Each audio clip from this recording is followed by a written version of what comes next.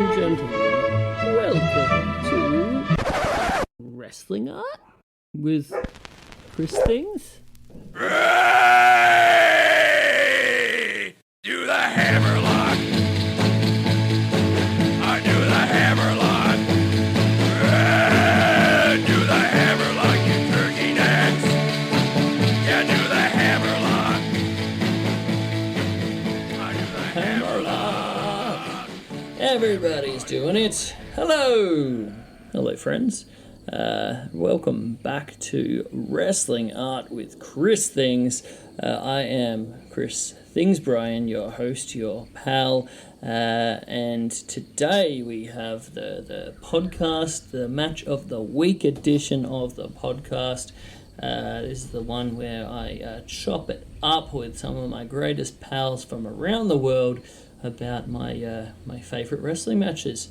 Some matches that I love so much that I made a illustration of said matches that is available for you to have a little look at on my Instagram at Chris Things, also on christhings.com.au, where you can also purchase the prints as fancy art prints that you can hang on your wall if you actually would like to do such a thing. But today we're going to be joined by my dear old pal Unkle Beek. That's my friend Jeremey from across the pond, guy who I used to run a little old podcast called Grown Men Watch This Shit, which long-running, absolute wonderful mess of a podcast that we had a lot of fun on. So I always love when I get to have Jeremey back on this show and recall old times and talk about wrestling, a thing that both of us really, really dig. So we'll be being joined by Jeremey in a hot moment here. We have three wonderful matches to talk about. One Pro Wrestling Noah Modern Classic, and two absolutely delightful matches from 2025 CMLL Arena Mexico.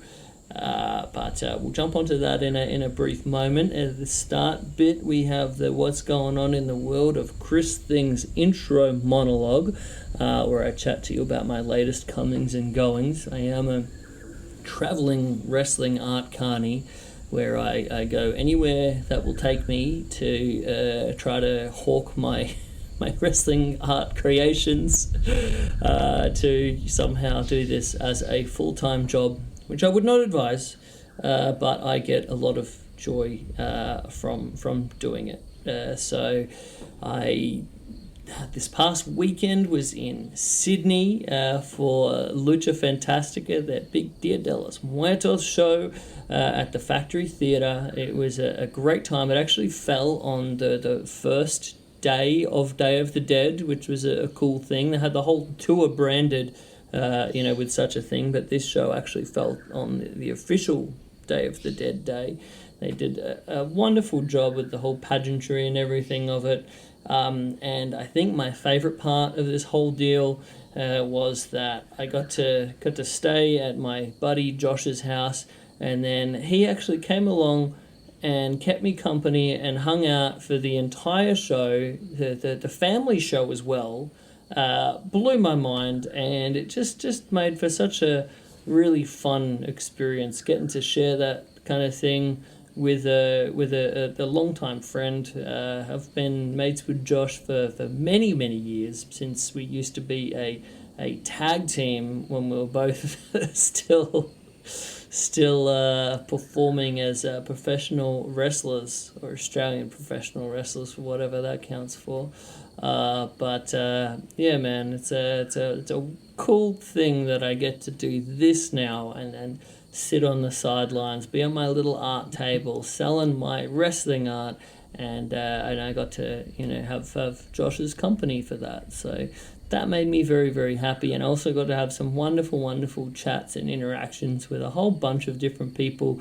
That was just so nice, from some of the people that I've seen a few times now through like my wrestling art travels, to some new faces, but honestly, just so good. And I have a very special shout out that I want to make as well here. So one of the dudes that I got to have a really lovely chat with came up from Wollongong, I believe. I'd met this fellow before at a previous wrestling art exhibition. In fact, he came out to meet me, and we had a really nice time there. But he came out for his first ever Lucha Fantastica show, so I was delighted to be seeing Mitch, and he actually said that he had a present for me. I was like, "What? You made me a gift? What is this?" And he's like, "Yeah, dude, I got you a gift." And then I was like, "All right, hang on. This is nuts. I had no expectation of this." He gives me this box, and then it is this like crazy, beautiful, intricate, like a mini like diorama kind of deal in a clear plastic like box that's got like a spaghetti western desert scene and a standoff between like a mysterious cowboy looking fellow and a luchador who is painted like Blue Panther, who, those of you playing at home may be aware, Blue Panther is like my favorite luchador of all time.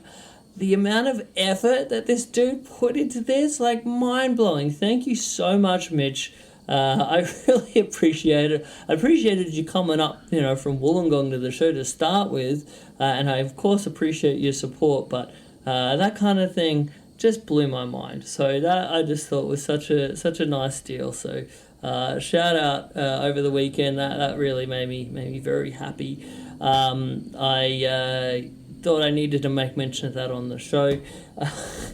It's just really cool getting to travel all around the country and then get to have these cool interactions with people. I think it definitely, like, I think I'm a generally I like to try to see like the best in people, but like doing this job and getting to have such wonderful interactions with people, it really helps me like see the beauty in humanity, and just like have the people having like such nice vibes and such like kind wonderful like interactions. Like it just makes me real happy, fills up that cup, and keeps me wanting to do more. So I've got to really dig these like in-person events that I get to do. The next in-person event that we'll have coming up is actually going to be this Monday night. We've got one of our last wrestling club events of the year at the Scratch Bar on Park Road in Milton, Brisbane. My favourite bar in the whole wide world. Let me come in and just play hours worth of really weird eclectic wrestling that oftentimes is so niche and sometimes extreme, and there's oftentimes when I'm like, why do they let me do this? But I appreciate that they do. But yeah, we've got our next one coming up on Monday. We were previously doing them on Sundays, but as we get closer to Christmas, everyone has events and stuff they do on Sunday at the bar, so I think Mondays are going to be a better vibe. Hopefully any of y'all listening that are in Brisbane can come along. It's a free evening. It's going to be really fun, and for this one I'm really putting in a special effort to have a bit of a celebration of Monday Night Wrestling. So make of that what you will. I am very excited for what I have in store. I've got the playlist, I want to say about halfway done, perhaps. I got a bit of an idea of it in mind. Still got a bit more work to put in on it, but I think it's going to be a fun time. I have a lot of very, very fond memories of Monday Night Wrestling from different places and different times. So it's been a fun challenge, like putting together that playlist so far and being like, all right, there's clearly a lot of wrestling from Monday nights, but what I want to put into like one night, and what kind of like stories do I want to tell, or what bits of nostalgia that were really kind of like impactful for me. Can I try to share that kind of like with other people? These are the kind of things I think about when I'm spending way too much time putting together these playlists. But I hope to see you there on Monday night. I'm very looking forward to it, and I also have a special announcement that I think I'm going to be able to make on Monday night at the event concerning future in-person Chris Things events in and around Brisbane that I am very excited about. I think you might be too, depending on your level of interest in some really niche, eclectic professional wrestling history. Anyway, don't want to spoil that announcement too much, so I'll stop talking about that right now. But I think it's time to get on to our match of the week goodness here. I hope you guys are having fun with whatever wrestling you're watching. If you do, make any art of the wrestling, I love to hear about it. I love to see it. Please don't be a stranger. Please feel welcome to send me a Instagram message or send me whatever you're doing. As part of doing this job, I get a special joy from trying to, cultivate passion around this really niche thing that is wrestling art. So if you're doing stuff, and even if you don't necessarily feel like, posting it for the world to see, but you just want to, share it with me because I obviously really love it, I would really appreciate that. But anyway, I consider you guys my pals, so anything I can do to help, I'd love to. Anyway, match of the week time. Let's jump into our chat with Jeremey. All right, over to the studio.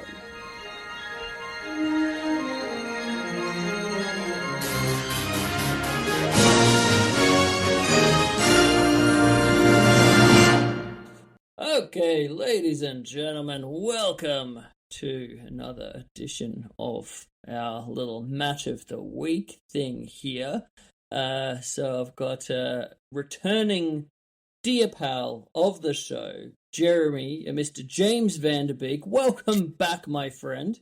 Thanks for having me. It's been too long, and no podcast with us wouldn't be perfectly done without a lot of terrible shit happening before we started, or just technical issues in general. So we persevered, and we're on the air. What's up, man? Yes. Shockingly, we are. Every time it happens, dude, I'm like, this is going to be the one where we just can't get it working, and it's going to be... I don't think we've ever had one where we had to just fully throw in the towel.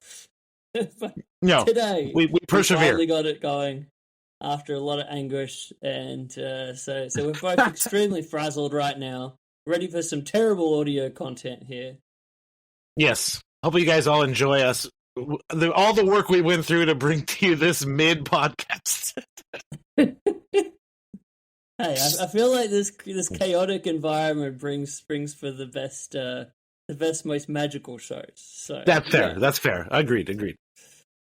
But before we get into the graps at hand, we got three matches to talk about today. But before we get to such things, it's been a hot minute since we heard last from you on the show, my friend. What's happening? What's been the latest in the world of Jeremey? Well, the best development is I am now a full-time employee at my job. So that was a year of being a temp. After people have, if anybody has actually cared about what has happened in my trials and tribulations, a year working as a temp after some setbacks, and now finally hired on permanently. So that's huge news. And then that's fantastic. Congratulations. Yeah, that was kind of like the thing that's kind of was the pressing matter in my life, is getting a permanent job so I can then get my own place and start, moving forward. Things are going good. My life is progressing in a great way. I just need to keep going. You know what I mean? Dude, I love that. And you seem like you're continuing to kick some rad fitness goals as well. You're looking good, my friend. Thanks, buddy. Yeah, I've lost. I was around 270, and I recently gained a little bit of weight back. But at one point, I think it was a month ago, I was 227. So that's pretty good. Dang, man, you're down to is that official wrestling weight classes? Are we talking light heavyweight there? What was it? WWE, like, what was it? Had a weight class? It was like 605 live or some shit. What was it? 305 live? I don't remember what. 205 Live? 205. Maybe it was 205. I don't know. But yeah, I'm cruiserweight. That show started out real promising and then quickly went to the shitter like real fast. But I remember having faith. They started off so strong with the tournament. Like, they had everyone who was awesome in that fucking thing. Fucking Zach, Oda. And as much as TJ Perkins is a dork, that guy is a great wrestler. So yeah, that for real. CWC was fucking stacked. And then it always happens like when they just tape the show before their other show. It's going to be a piece of shit unless they have like dedicated tapings. Like same thing happened with AEW and the Ring of Honor tapings. Like unless you're taping it on its own where people are there to see that thing, they're just going to be sitting on their hands and being like, what the fuck is this shit? You know? Well, sometimes they would do it like where the stuff that people barely wanted to watch was first, and then people like, all right, we got to sit through this to watch the actual show. Then they flipped it and started doing the shit nobody wanted to see after Raw aired. Like, people like, all right, now we have to hang out and watch fucking 205 live or whatever. Like, fuck this. Like, everyone's like, we're going home.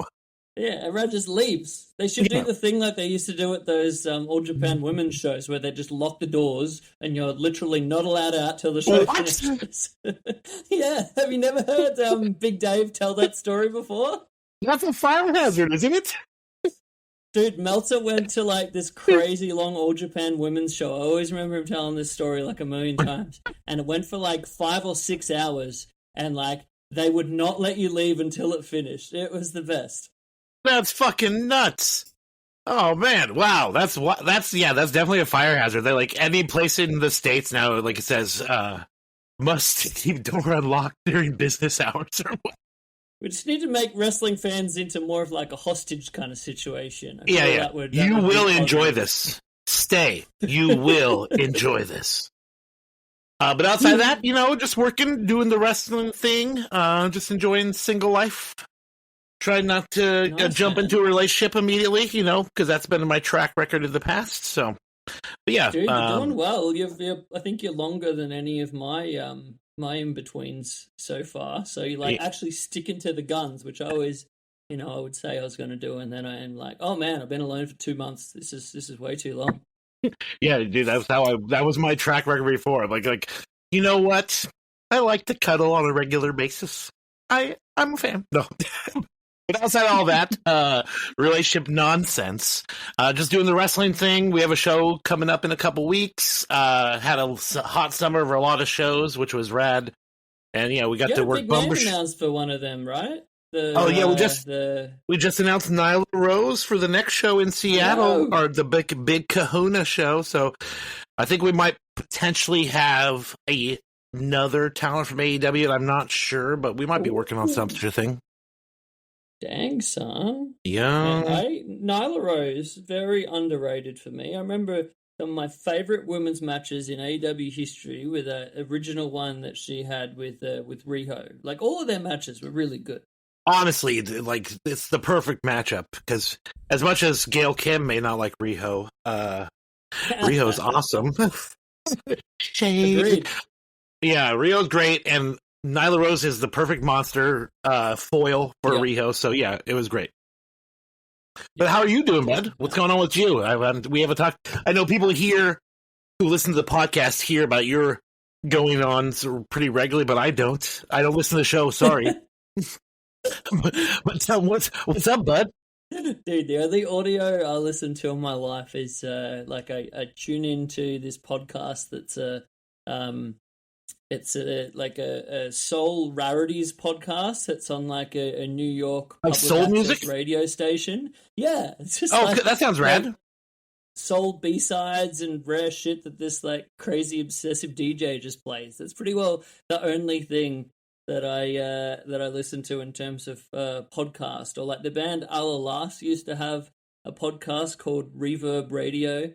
And they used to just put together these crazy DJ sets. So I used to just listen to those. That sounds dope. Yeah, but Downtown Soulville with Mr. Fine Wine on WFMU in East Orange, New Jersey and New York City. would recommend. East Orange, New Jersey, huh? Fucking A. Honestly, I can't listen to audio myself. I call wrestling matches. I can barely listen to clips of myself. Not that I think I'm terrible at the job by any means. I feel awkward listening to myself like, ugh. You know what I mean? Like, do you ever get that vibe? Oh, yeah. Oh, okay. Oh, for sure. I mean, I try to sort of listen to this podcast sometimes just so, like, sometimes I tinker with the idea of, like, doing, like, audio grabs that I could then, like, post on Instagram or whatever, and I'm like, that would be a smart marketing idea to sample it out to people, but I just can't, like, listen to myself enough to actually, like, get the good bits. You can't clip yourself. I mean? You gotta hire somebody to do clips for yourself because, you're, for one, you don't want to hear it, and then you're also too precious. Like, the things that you think are great may not be the ones that stand out to other people, so you usually gotta hire somebody to do that clip shit, you know what I mean? Yeah, I think so. But I get you, man. I'm with you. But no, in general, I've been having fun. I think most people don't like those themselves. Yeah, for sure. I've been traveling a bit. I just got back from Sydney, from sweet one of our Lucha Fantastica shows that we have on, and I was selling my shit at. Oh, sick. And yeah, dude, it's I'm sort of doing that traveling carny lifestyle these days. So I'm pretty busy most of the time, but I also got a super cool bit of news for an upcoming in-person event series of things that I'm going to be announcing in the near future. So if you're a fan of retro Mexican wrestling, that might be a fun little thing for the people of Brisbane. What was that art project I saw you recently did? It was something really pretty recently. Collab with somebody. I just saw it the other day. It was like, for some reason, I'm thinking old-fashioned movie monsters for some reason. But what was that? It was like a lucha thing?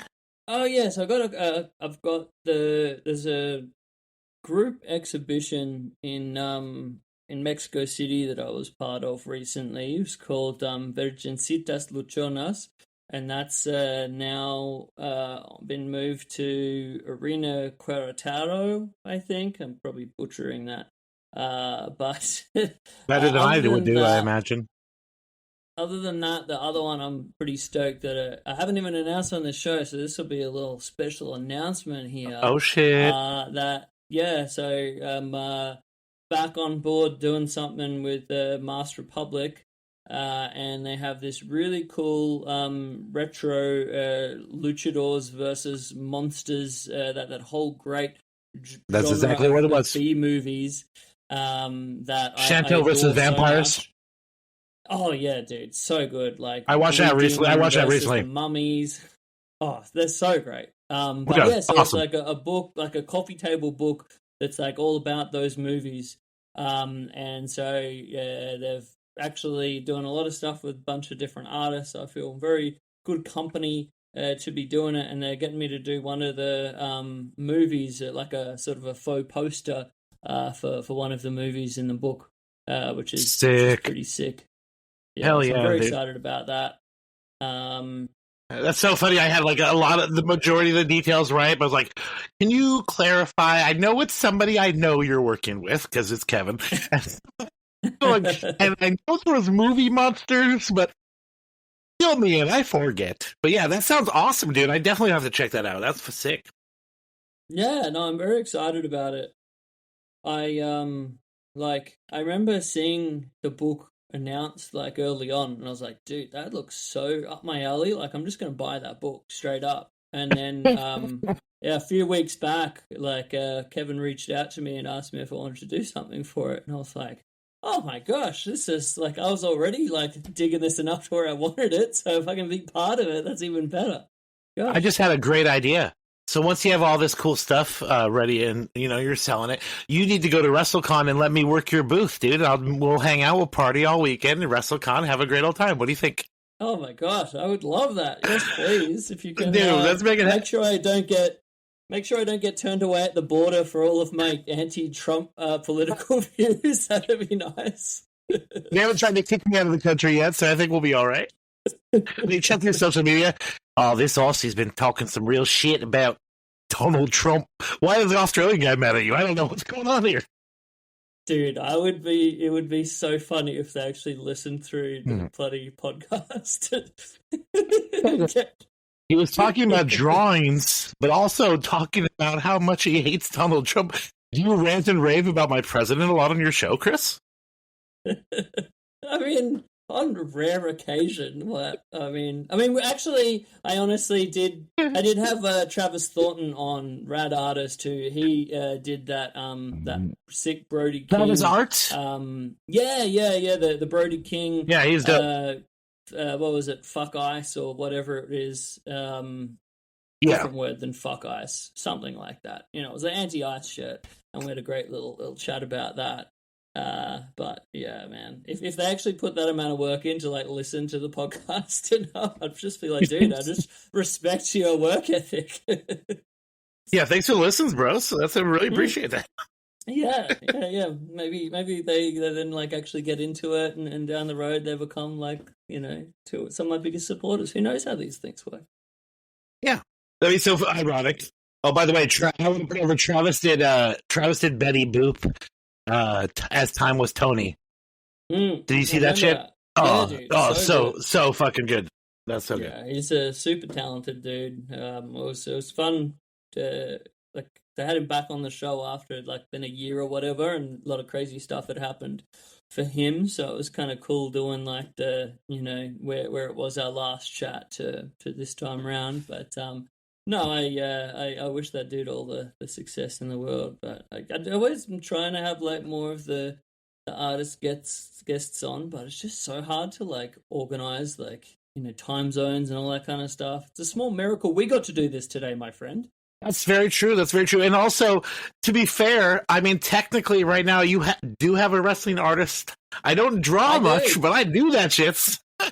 Hey, I will direct everyone over to Pentagonzo to check out your t-shirts, my friend. Oh my, Chris, you don't have to plug away. That's what you got to do. All right, so you made me watch these wrestling matches. I spent last night. I drank some beers.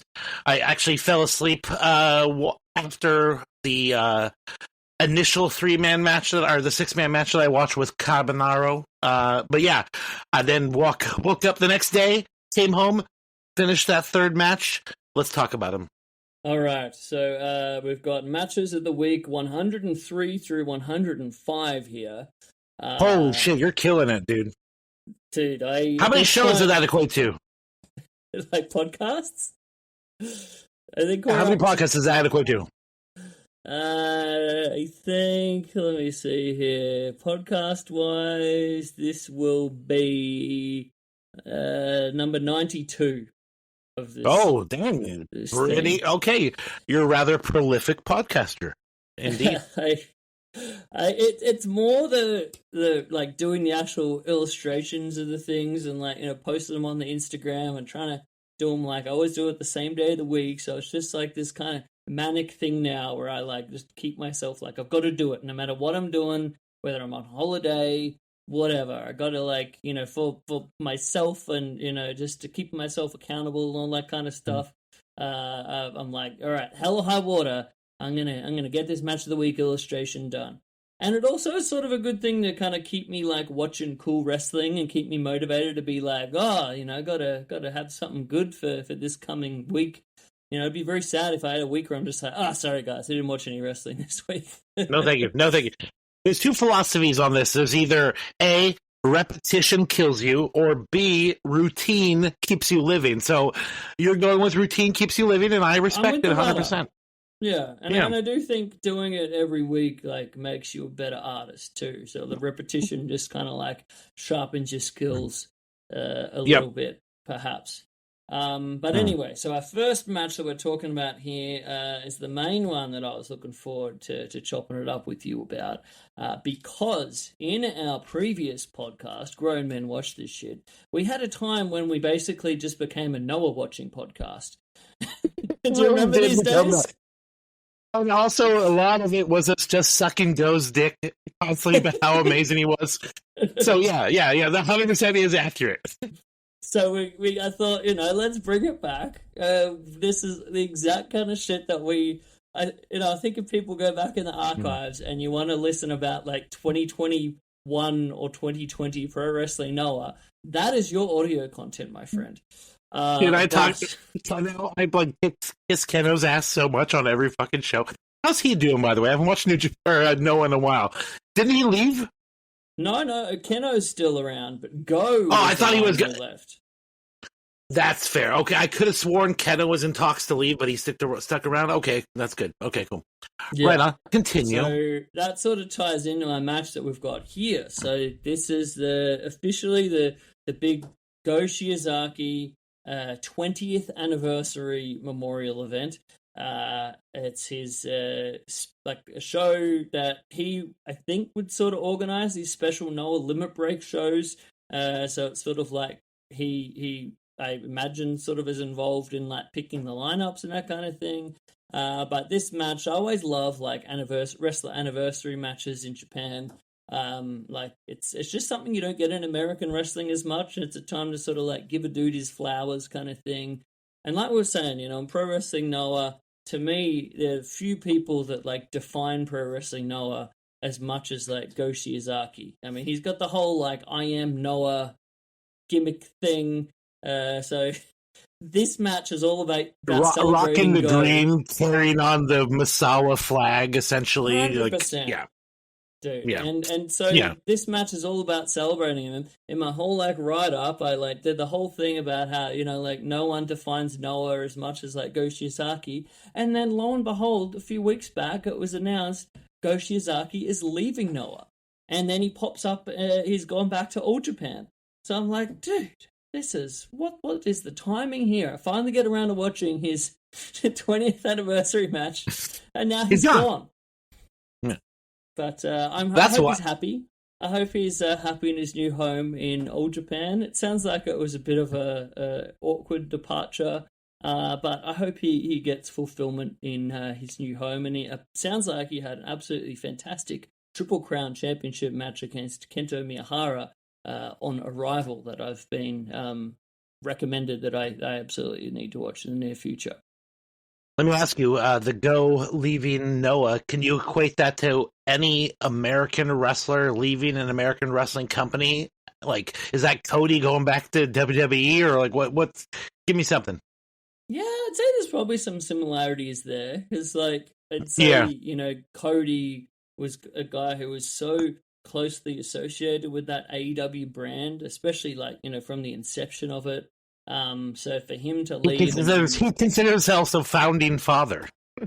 Yeah, I mean, which he is. Honestly, I mean, when I was watching that stuff, like Cody's shit in those early AEW years was some of my favorite stuff happening in that company, like hands down. So I think there's a lot of some similarities there, just as a dude who defines the company and like the ethos of it. But I guess a big part of AEW that's a bit different is sort of, or maybe a bit similar, I don't know, like after Cody left, the company vibe kind of really changed a little bit. Dramatically.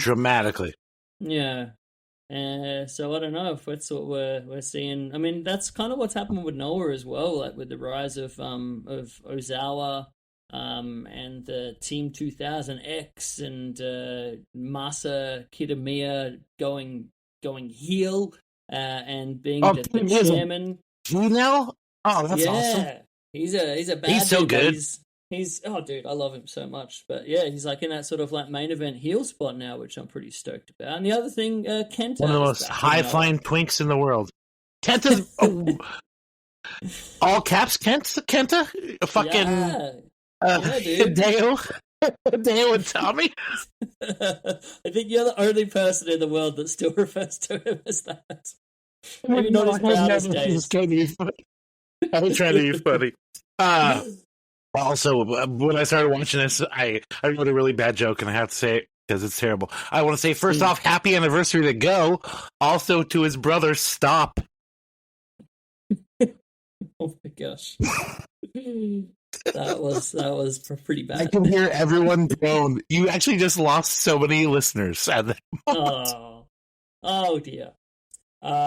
But so this match officially is Go Shiozaki teaming with a returning Jun Akiyama against, again, two other absolute Noah stalwarts in Naomichi Marufuji and Takashi Sugiura. So just like a real Noah All-Stars kind of tag here. And it really felt all about Go in a really great celebration kind of way. But at the same time, I think everyone had their special moments. But also this is a bit, shows how behind I am in pro wrestling Noah, because this one is from very different Noah to the one we were just talking about in more contemporary Noah. This was June 19th of 2024. So how much Noah has changed? This show is that old? Yeah. Holy shit, I have no idea. We also had a stunning appearance of Mr. Kenta Kobashi, who was walking like a 2000s Vince McMahon. Did you notice that? Like he's kind of like doing the... Did you walk that Vince did for a minute? Yeah, but yeah, dude, there's few people that are legitimately living legends, and that fucking man.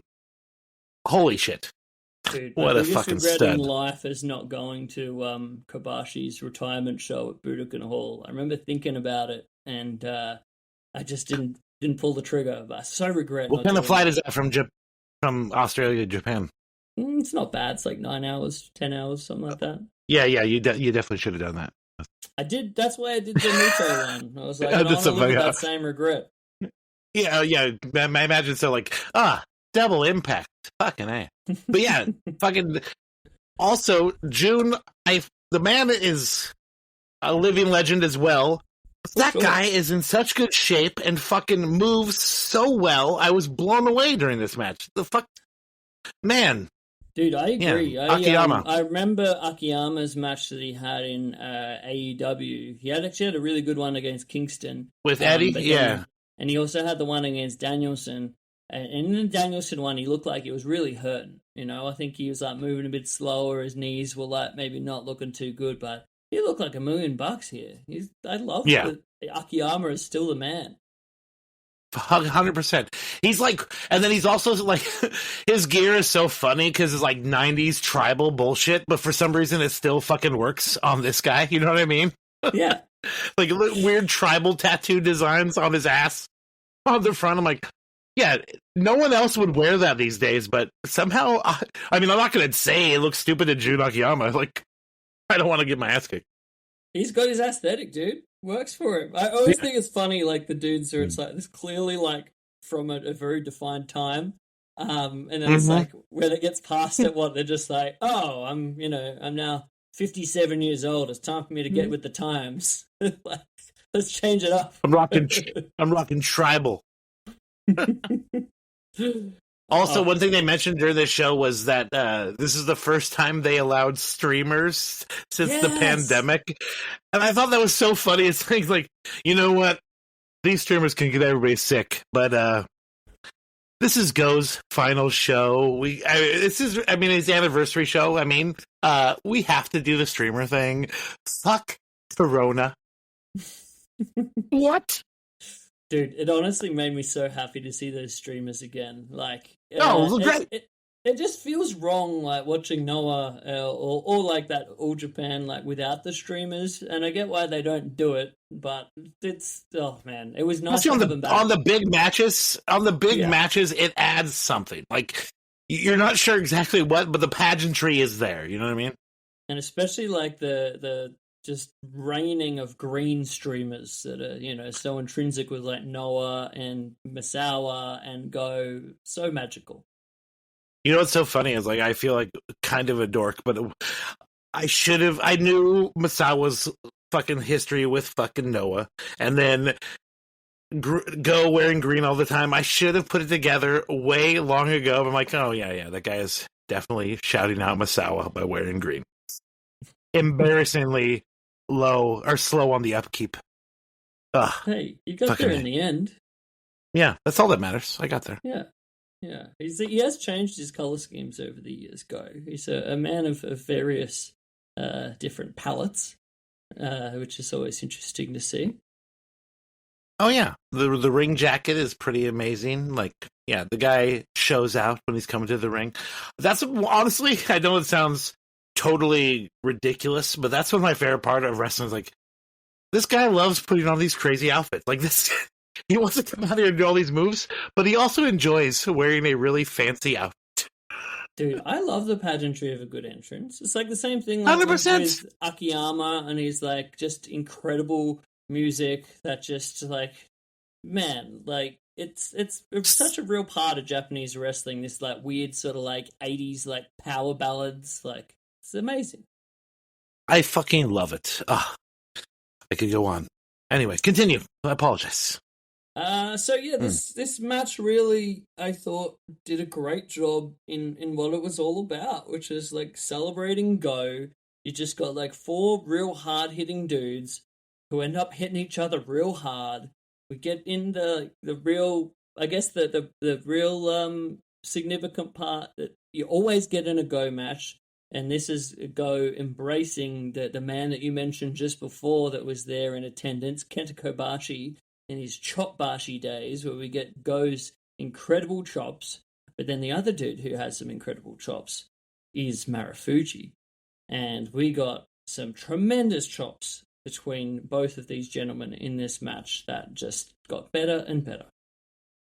Dude, Marufuji, like, almost seems ageless. Like, he's like such a cool dude, and he's like hasn't seemed to have lost a step whatsoever. And he's also Alex Shelley should thank him for his entire career. No, I'm just joking. I just love and honestly, this match was so good. Marufuji and Sugiura beat the shit out of Go. They like literally beat the shit out of this man. It was insane. That's how we celebrate him. Just beat the living, ever-loving shit out of him. Also, Sugiura, I noticed this on his entrance. You know who John Barenthal is, the Punisher for the MCU? Not particularly. No. He's also okay. Did you watch The Bear? Yes. The older brother, the guy who passed away, that the whole show like kind of centers around. He's gone. Oh yeah, the dude from the Walking Dead as well, right? Yeah, Shane. Okay, yeah. Sugiura looks like that motherfucker. He's like. Similar look. Yeah. But anyway, like they both look like they could kind of be a cyborg, I feel. Yes. That's actually a very apt comparison. Holy shit. Yeah, they both look like mechanical men ready to destroy. I really need to go back and watch Universal Soldier, because I feel like that is Sugiura right there. Oh, dude, fucking... what's his name? The Punisher. Holy shit. Dolph Lundgren was also the Punisher. Small enough world. Ooh. Remember when he had the fucking all the ears around his neck in fucking Universal Soldier? So the gnarliest shit ever. Anyway. We always our tangents, dude. Our tangents. Need to do a rewatch sometime in the near future of Universal Soldier. Everyone does. One of the all-time great 80s action movies. One of the things I hadn't actually noticed about Sugiura, and the commentary put it over, is the fact that he apparently in tag team matches always makes sure to attack the guy who's waiting to get tagged on the apron. They actually put this over on commentary as something he always does. I mean, the cool thing about that is that's like in Japanese wrestling, it's always sort of the sign of a real dickhead. You know, the guy who's like, all right, I'm going to make sure I just like run up and like kick this dude off the apron who isn't even a legal man just because I can. Hang it out. Yeah, exactly. Like, same thing when I was just talking to Bradley on our last match of the week when it was Kenta teaming with Kobashi. And of course, Kenta is just like all-time one of the greatest like little dickheads. In wrestling in the history of wrestling. Just such a great dickhead, and he did that various times in that match against Kensuke. And yeah, I just love that Sugiura also got that great Japanese wrestling dickhead, you know, within him. You think all the other guys would wise up, like, oh man, this guy's definitely gonna come at me. I gotta jump off his apron. Sugiura's gonna kick me. And then the commentary team, I don't know who it was, but they kept on referring to him as like an adorable like Suggs or whatever. And I'm like, Oh yeah, you're giving him a pet name. This man would murder you if you knew you were calling him just Suggs. dude, I've been guilty of calling him Daddy Suggs sometimes. No, I get you. It makes sense. But yeah, if he heard about, like, what did you fucking call me? Oh, I wouldn't say it to his face. I'll tell you that. Damn right you wouldn't. Damn right you wouldn't. Another note I had on here is, like, you talked about a second about Go and his chops. He is so good at chops. In his matches, it seems like people are not laying it in as much, so his look or sound that much better. Like, they always sound so much better. You think people are actually helping him out, but they're clearly not. He's just that much better. You know what I mean? Oh yeah, like, and his makes so much in more this noise. one where you see them compared to Marufuji's, because it's like they both got chops that seem like they would hurt like so much, but like Yes. I feel like Go's have a bit more of a thud, and Marufuji's have a bit more of a sting. That is my like compare and contrast of these two different approaches to chops. Okay. Also, at some point in the match, Marufuji started biting Jun Akiyama, and Akiyama's response was just to kick him directly in the balls. I made a note of that, and I must have really enjoyed that moment because I definitely noted my notes. So good. Dude, I'm such a fan of Marufuji as well. Like, you know, he's been getting some people on the Twitters saying bad things about him. I do not understand this. In what regard? Like, is he does he eat animals? Is he a pro-Trumper? It can't be on his wrestling. Not as far as I'm aware, but yeah, it's basically them saying that, you know, he's you know, doesn't have it anymore, and why is he still holding on, and all this kind of stuff. And I'm like, I think the complete opposite. I'm with you, what you were saying. I feel like he's evolved his game so well from when he was like greatest, like one of the greatest like juniors in the entire world, that incredible tag team he had with like Kenta back in the early 2000s, to then just being an incredible like heavyweight wrestler and just being one of the most crafty, like cool, interesting, intelligent kind of like wrestlers that you ever did see. Like, I'm a big fan. Yeah, dude. And then I know you said, now that I know this match was like almost a year ago, like the hook kick still looks fucking awesome. Like, oh yeah, come on, he's the man. Like, yeah. You know what? I would like to slap anybody who's talking shit about this man. Yes, point them out to me, Chris. I will slap them. All right. Next time I see one, I'll try to get their home address. I will not slap anybody. You guys, way. I want to be listeners. I'm a pacifist. I would never slap anyone over a wrestling opinion. I just want to be. But a metaphorical slap. You damn right. Damn right.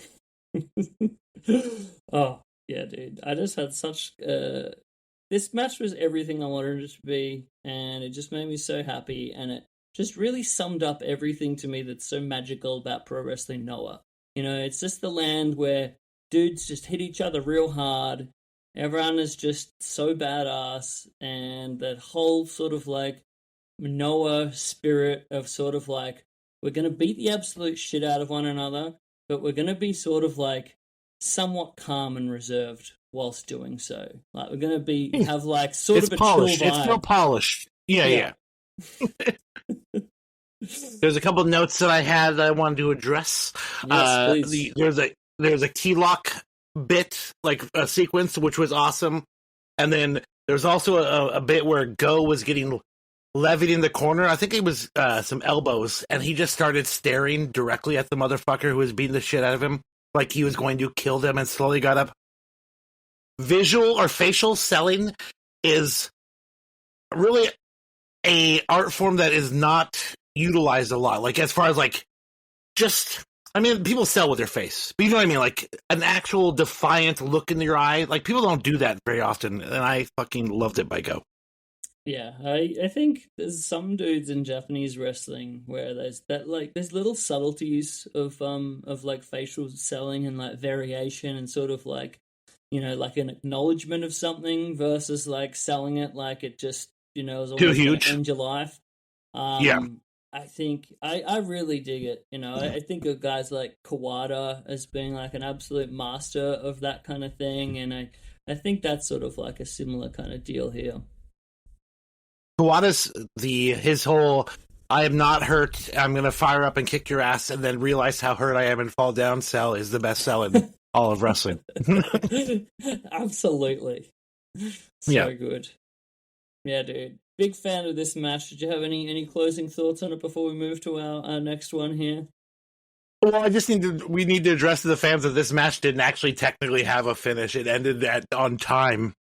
Yeah, 30-minute draw? 30-minute draw. There was an avalanche brainbuster. June comes in for the save.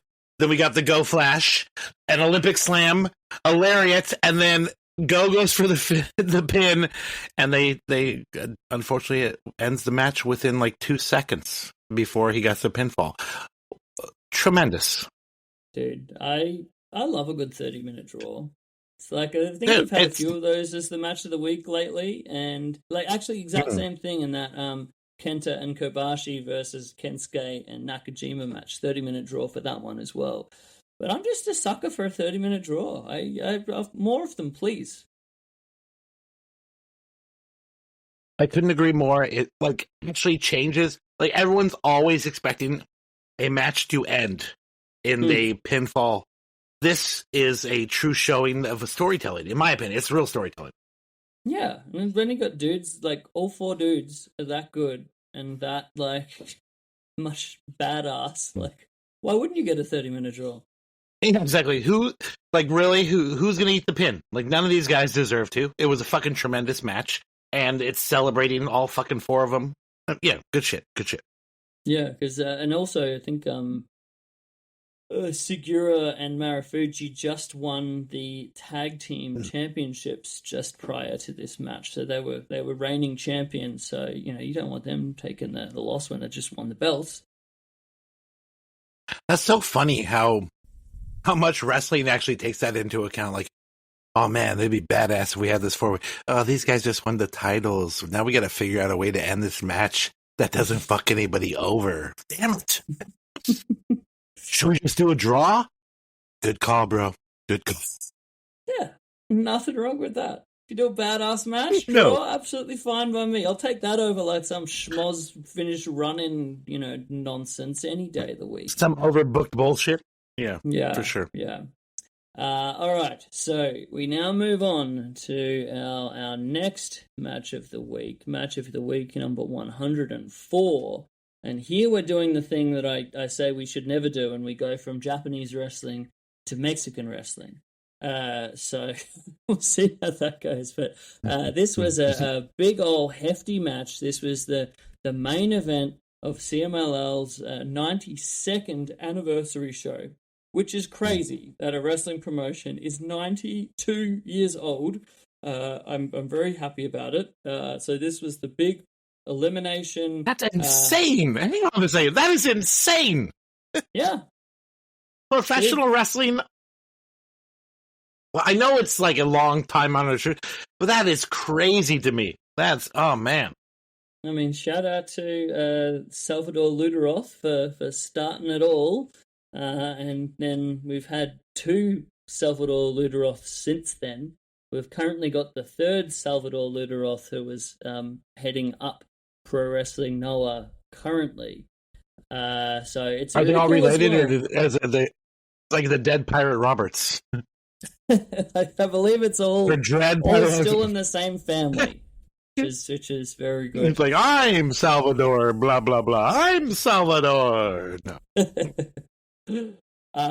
So the big Apuestas match, the main event of the show. So we officially now I'll see if you cottoned on to the rules here. But so it started out as an elimination tag. So we had 3 teams who were going up against one another to see. Oh, I did know this. I did. You know what? Mm-hmm. I was not aware of that. I thought this was 2 teams of 3, not 3 teams. Okay. I mean, it happens if you don't, if you're not fluent in the Espanol. Yeah, I get it. So it's the Eliminatorio de Parejas Increibles Apuestas match.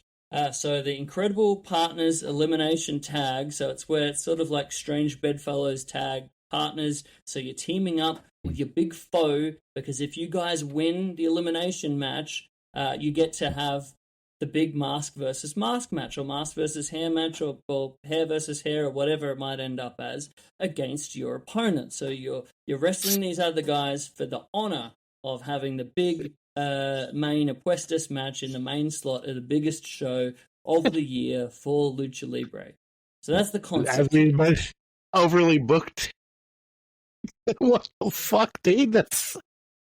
I mean, it all makes sense when you break it down, but that is so layered. It's like, you gotta beat this guy, and those two guys, and those guys, to eventually beat up that other guy, and maybe you might get your head shaved. You lose your mask, too. We don't know what's going on. That's awesome. I love Lucha Libre. There's such a lore about it, man. Or it's like, when you know it, you're sort of like, oh yeah, this is how it works. But then you kind of forget, like, to the average person, that just sounds like so much nonsense. But honestly, I just thought it was a regular 3-on-3 match until the end. Like, okay, like the last two guys, I guess we're switching up to match versus match. All right, cool. That's what we're doing here. Well, you got it. You got there eventually. So somewhat, yeah. So the teams here, we have Valiente teaming with Esfinge. Now, these guys have been beefing for like the better part of like 2 years. I think we all thought that Valiente was going to lose his mask against him on various previous shows, but he managed to keep it all the way through. So they're in this. We've also got Ultimo Guerrero and Averno, who to me, two of the all-time greatest Rudos in the history of Lucha Libre, and they're wanting to have their big hair versus hair match. And then finally we have Dragon Rojo Jr. and Barbaro Cavernario. Again, Dragon Rojo Jr. recently lost his mask a couple years back now, and Barbaro Cavernario is a guy who got that long, luscious hair, and he's never lost it. So that's a very lofty prize there if we're talking about hair. So these are the three teams, and then, as it were, it would end up being Valiente and Esfinge lasting out everybody else, and we get the big mask versus mask match. I think that was probably the one everyone was hoping for, because kind of like, I guess masks are seen as more valuable as hair, because, you know, once you lose your mask, you can never have it again, whereas if you lose your hair, you can always grow it back. But yeah, man, I thought this was epic. I imagine maybe if you weren't across the rules, it might seem a bit confusing, but I'm intrigued to hear your overall thoughts on this one. First off, the last point you made about the hair, I just think it's so funny. Like, imagine being a guy who's like just starting growing his hair out, just intentionally, like, one of these days they're gonna ask me to be in a match where I lose this shit, so I'm gonna keep growing this. You know what I mean? Slowly, like, growing your hair into a match. Like, okay. Also, there's a wrestler up here in the Pacific Northwest. I think you're familiar with him. His name is Guillermo Rosas. He used to have when he first started to fight, huge hair. It was so big, and this guy just randomly cut it. I will never forgive him for not putting that shit on the line in a match. This fucking goof. Guillermo, I love you. So what did I put up for notes here? Let me see. Dragon Roja, his gear, very bright. It looked like it was bought at Party City. Just saying. I get Ultimate Warrior vibes from Dragon Rojo Jr. As far as because he's jacked as hell. When he came out wearing his mask initially, so I don't think I've ever seen anyone as tanned as Dragon Rojo Jr. Isn't he Mexican? Yeah, but he must. Aren't they all tan? He must be in a sunbed every day of the week. He must be wearing that. He was actually, you know what? He was dark as hell. Yeah. It was like hot dog skin, like Hogan. Dragon Raw, speaking of, did you notice this? He was wearing toe shoes. Oh, I did not notice that. That's an he was wearing toe shoes. Yeah, I was like, oh, I normally don't see wrestlers with wrestling boots with toe shoes, so that's pretty cool. Oh, what else did I put here? Okay, so early in the match, there was a really weird suplex by Barbaro Cavernario, where he Cavanario, where he like hooked one arm like a pedigree, and then he put his right arm around and grabbed the left leg and like kind of flipped the guy inside out. What the fuck was that? You remember what I'm talking about? I do. It was like the nuttiest looking. And the guy didn't even land on his face. He landed on his knees and kind of just stood up like it was no impact whatsoever. I'm like, I feel like there is something there with that move, but that did not work. Yeah, I'm not sure if that went quite as planned. Yeah. And then I put note.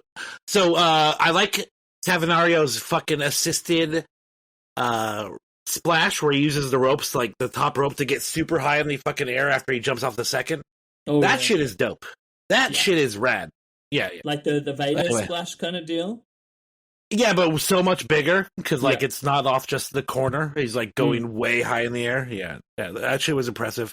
And then Valiente, that guy's suicide dive is like a fucking bullet. Like that guy always with caution they win, head out, no arms at all, just straight head, like fucking crazy shit, dude.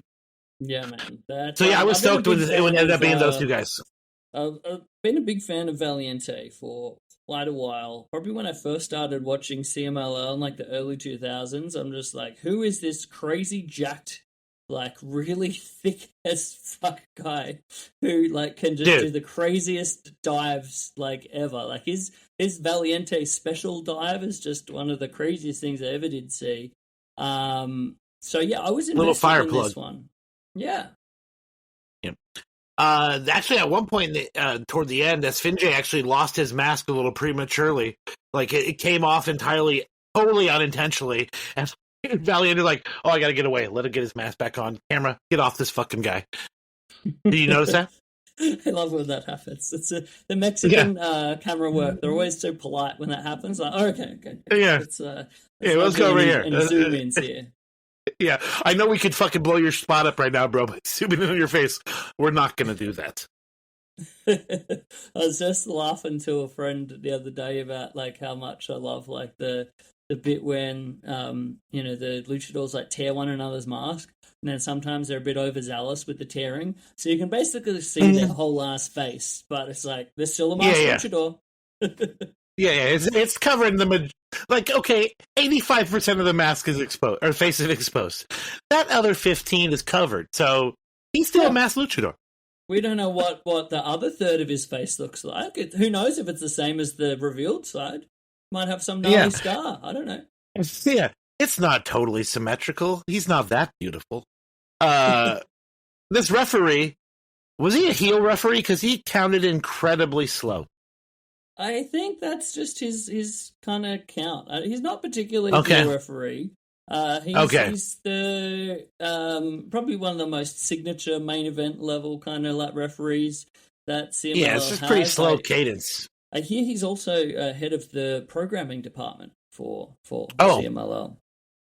All right, well, keep your job, bro. Yeah, no one's telling him how to do the counts. No.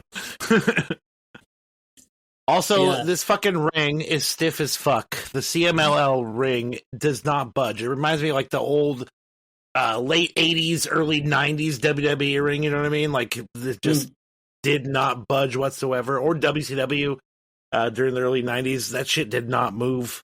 Yeah, it's pretty crazy. I couldn't imagine taking a bump on that shit. Yeah, please.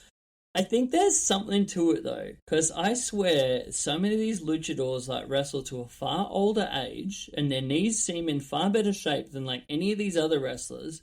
And I think the key is just take less bumps because the ring is concrete, do more rolling shit, and if the ring isn't moving all over the place, your knees are probably going to be better off for it. That's the only thing that I can surmise from this. Also, if you're taking bumps on rings like that, it doesn't hurt as much to take a fucking bump to the outside, because Esfinge jumped off the ramp at some point and did a bump to the outside. Like, like it probably is just the same as that ring. That shit didn't move. Exactly.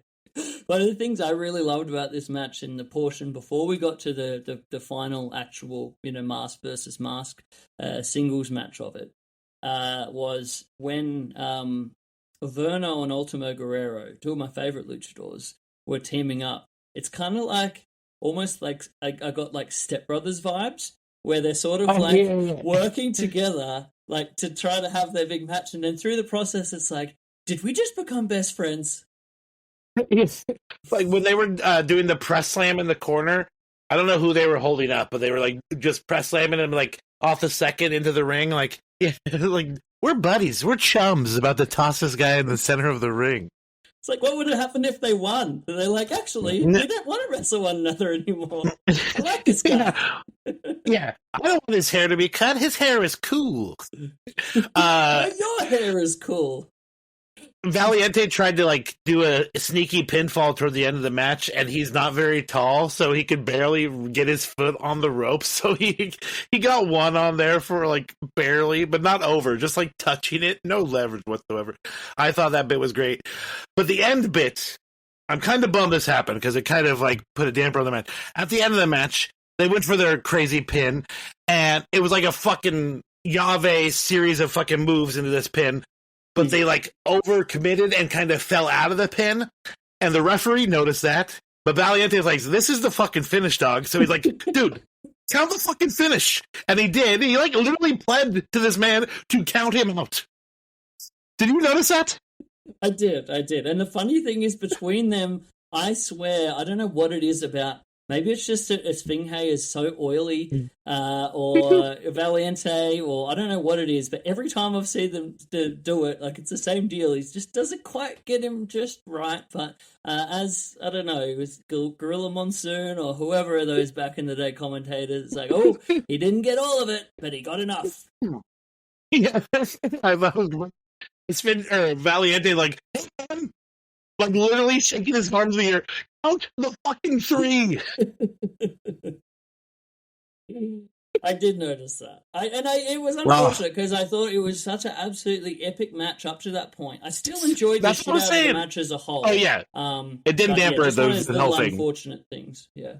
Yeah, and that's just, and most people would not, like, people who don't watch as much wrestling as us probably would not have noticed that, but I'm, like, obsessed with the ins and outs of wrestling. Like, that guy's asking that referee to pin him. Blaring. Hey, Chris, I'm going to grab a beer real quick, vamp, or we can stop this part. I just need to get a beverage. I'll be right back. Yeah, that's okay. Is that fine? Is that okay with you? Yeah. Fans? You go. Fans, I'm going to be right back. I'll talk to our listeners.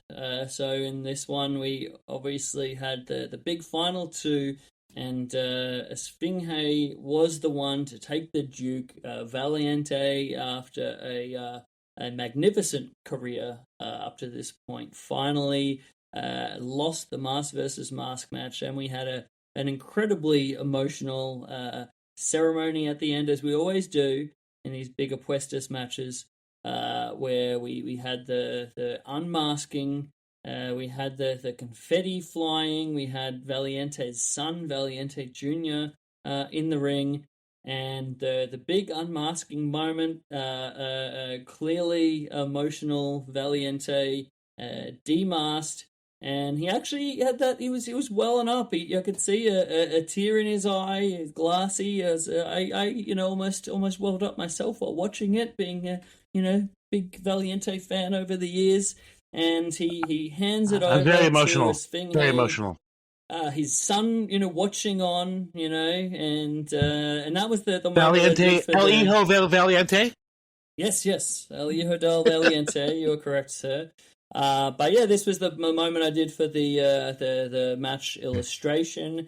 I made sure to get a referee and the ring announcer and everyone in there, and the moment of him handing over his mask to Esfinge, I thought it was a lovely moment in the end. And I don't know, it's something about the big mask versus mask matches. It's like, it's as awesome as the match is.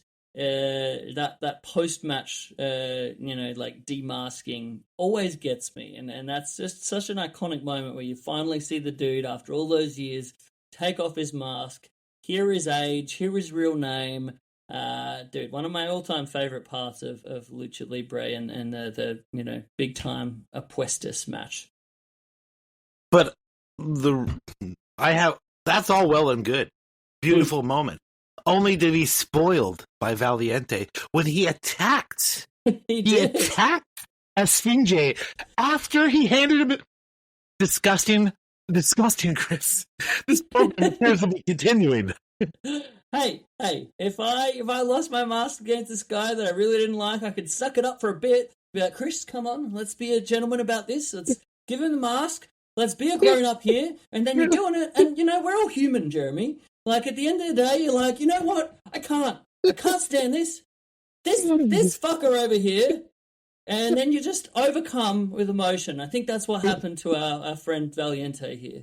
Loved it. It was so awesome. I was like, I was going to stop watching. All right, this is going to be ceremony. Of course, like nothing else is going to happen. All of a sudden, I saw this fucking guy jump. I'm like, oh yeah. And honestly, I felt like Valiente was giving babyface or Technico vibes until he put his foot on the ropes and tried to sneak that pin. I'm like, oh, that motherfucker's a Rudo overall. I did not know. Yeah, he walked the line quite interestingly, because in the whole thing with this, both of them showing a little bit of Rudo kind of tendencies, but I think Valiente maybe more so. But yeah, it's sort of, I was thinking like, oh, okay, now he's unmasked he's gone back to being a Technico kind of thing as he was before this rivalry started. No, all right, still very much doubling down on the Rudo. Yes, indeed. But you got to keep it going, man. They got to go back to that building next week, so you got to, And I gotta say, Esfinge's whole Egyptian like pharaoh or Anubis looking gimmick is pretty fucking dope. Oh, I love it as a whole look, like so badass. What do you think in general of Esfinge here getting the big win in the main event of the biggest show of the year, so clearly being poised to be a top guy going forward. Do you think he's got the stuff? What is your thoughts on Esfinge as a potential main eventer for CMLL going forward? Dude's fucking jacked. The guy is like, he's ripped, and he moves. He's not like fucking unable to be limber because he's so big. So I mean, spinny kick thing. How cool was that? Yeah. It's literally my first time ever seeing him wrestle, and like I have to see him a couple more times to really appreciate it. But yeah, I honestly, he's rad. The dude that really stood out for me is the guy we're going to talk about in the next match, was Neon. Ooh, that man. That guy is fucking tremendous. Oh, big fan, dude. All right, well, that brings us to our final match of the evening, match of the week number 105. This being featuring my favorite luchador of all time, Blue Panther, teaming with the 2/3 of Sky Team in Mascara Dorada and your boy Neon with the always charming Caminito against Los Guerreros Laguneros, the team of Ultimo Guerrero, Gran Guerrero, and Stuka Jr. with the evil version of Caminito known as Kemalito. This one took place on April 18th of this year on the big Friday night Arena Mexico show of the week. The main event, it was 2 out of 3 falls, and I thought this may be the most perfect 2 out of falls trios match that I've ever seen. I enjoyed every little bit of this. I loved it. What did you think? I thought it was tremendously fun. I was excited that every team got their own dwarf. That was rad. And they're color-coded. We had red dwarf. Shout out PBS. Then we have blue dwarf. So I was pretty excited. And then one thing they called him Neon on the commentary because, more Espanol Spanish pronunciation. But I wanted to come on, man, I really like Neon. Hey, that's most American pronunciation. As Green goes, I will call him Neon as well. Neon. And it reminds me of when I was, we were at PWG and we were hanging out with Derek. Derek Montilla. And it was the show where all the luchadors were there. No, yes, the governor. No, he's my governor now, but yeah, he's the mayor of PWG. Or Reseda or whatever. It reminds me of when we were at that show and Phoenix was on the show and I just kept being obnoxious and I kept calling him Phoenix. It's like, I love you say that. Yeah, it's Phoenix. That's how you pronounce it. Anyway, continue. Can I ask, do you say paella or paella? I say paella. Okay, so what about chorizo or chorizo? That second one sounded very almost French, but I say chorizo. I love chorizo, same, by the way. but all of my Spanish friends hard out chorizo. Mm-hmm. All right. I had some vegan chorizo the other day. Ooh, it was fucking how was good. that? I'm a big fan of it. Delicious. I just said fucking good. It was Nice. Yeah, my friend Nicole, she's a vegan. She's hooked me or taken me a couple awesome vegan restaurants, and she made me some vegan chorizo the other day. It was so good. I can't say I've ever had vegan chorizo before, but I'm up for it. We'll give it a go. This match, were you aware of the 2 out of 3 fall vibes as it was happening, or was this a bit of a surprise as well? Yeah. And also, one thing I want to note, they had Mascara Dorada. He's not the little guy; he's the big one. They had him listed as captain. So, if I'm understanding correctly, did the captains have to be the ones who were pinned on each round? So the deal is, or could other people do pins? To win a fall, you either pin the captain, and that wins you the fall, or you pin 2 other guys. So if you pin the 2 other guys, that will win you the fall. But the captain has... if you pin the captain, you only have to pin 1 guy. Okay. Because I remember there's at some point during the second fall, 2 gentlemen got pinned simultaneously, so that makes sense now. Yeah, the language barrier... I mean, wrestling is amazing, so I don't give a fuck. I can watch it and I'll figure it out by the end of the match. But I just want to say, Lucha Libre is so tremendous and so good, and so many wrestling fans are trying to see wrestling that looks like a real fight. Fuck that. Nuh-uh. Not me. I want to see something amazing, and looks like these guys fucking took hours to choreograph. They're flying around. One guy's rolling, the other guy's diving over him. I love that shit. Ugh. Dude, I like a real fight too, but I love Lucha Libre. Like, on that point, I love like this ridiculous shit, but I also love like realistic style, gritty as fuck wrestling. Don't get me wrong, like all of the different types, as long as you're fully committed 100%. To it. So yeah, there were spots in this match where people would be like, "Ugh, these guys are clearly working together." I'm like, who gives a fuck? It's amazing. Look at this shit. Wrestling, everyone knows it. I feel bad that people are so precious about wrestling where they can only enjoy it if no one is at all insulting their intelligence by making it look at all a work. And I feel bad for those folks, because it is so good to just enjoy the ridiculous nature of professional wrestling. Oh yeah, and that's my fucking soapbox moment for me. Where it's like, for Lucha Libre specifically, it's like Lucha Libre has its own rules. It has its own presentation. Yep. It has its own unique kind of just like vibes, where it feels like it's on a different planet, and it's just like, this is just how it goes here. You know, we have a lot more rolly stuff rather than like bumps. Most of the strikes are pretty light, to be honest, but it's fine because it's Lucha Libre. Yep. You know, the submissions are very different, you know, like everything's just slightly different, but it's just part of the presentation. So it's just, you know, I don't know. For me, I could watch like some American wrestling, and if it's overly like ultra choreographed or like sort of super really polished. Feels super polished, or like it really just feels like more of a dance routine kind of thing, I'll be the first one to be like, this is some horse shit, man. But I will completely be the other way if it happens in Mexico. I don't know what it is. Like, I probably wasn't illustrating my point as much, but I agree with you 100%. Like, in American wrestling, it definitely can look like you guys are far too working together. Whereas with Lucha Libre, like when a guy rolls backwards, the other guy does a fucking dive over him to roll on his back too. Like, as much as clearly that is choreographed, it looks so fucking cool.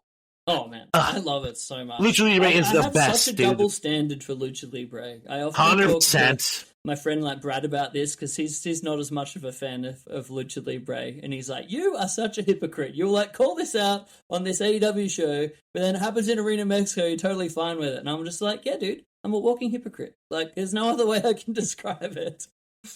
Dude, legitimately, everyone is a hypocrite on a long enough fucking timeline. Like, you're always going to end up, disagreeing with something you said previously, or, counter-arguing yourself. It always happens. So, yeah, no worries, man. I'm with you. I think it's so funny when fans are like, I can't enjoy this style of wrestling because it is so fucking polished. I'm like, but the pageantry of lucha is so fucking good, guys. Come on, give it a chance. Yeah, man. And like when you see like the lucha vibes in like Arena Mexico, like there's something so magical about it, about just seeing all the people. It seems like a party. Yeah, dude. So many like tourists who don't even know what a wrestling is, but they're just like, okay, this is just part of being in Mexico. Yeah, we're going to a wrestling. Just get to a Star War.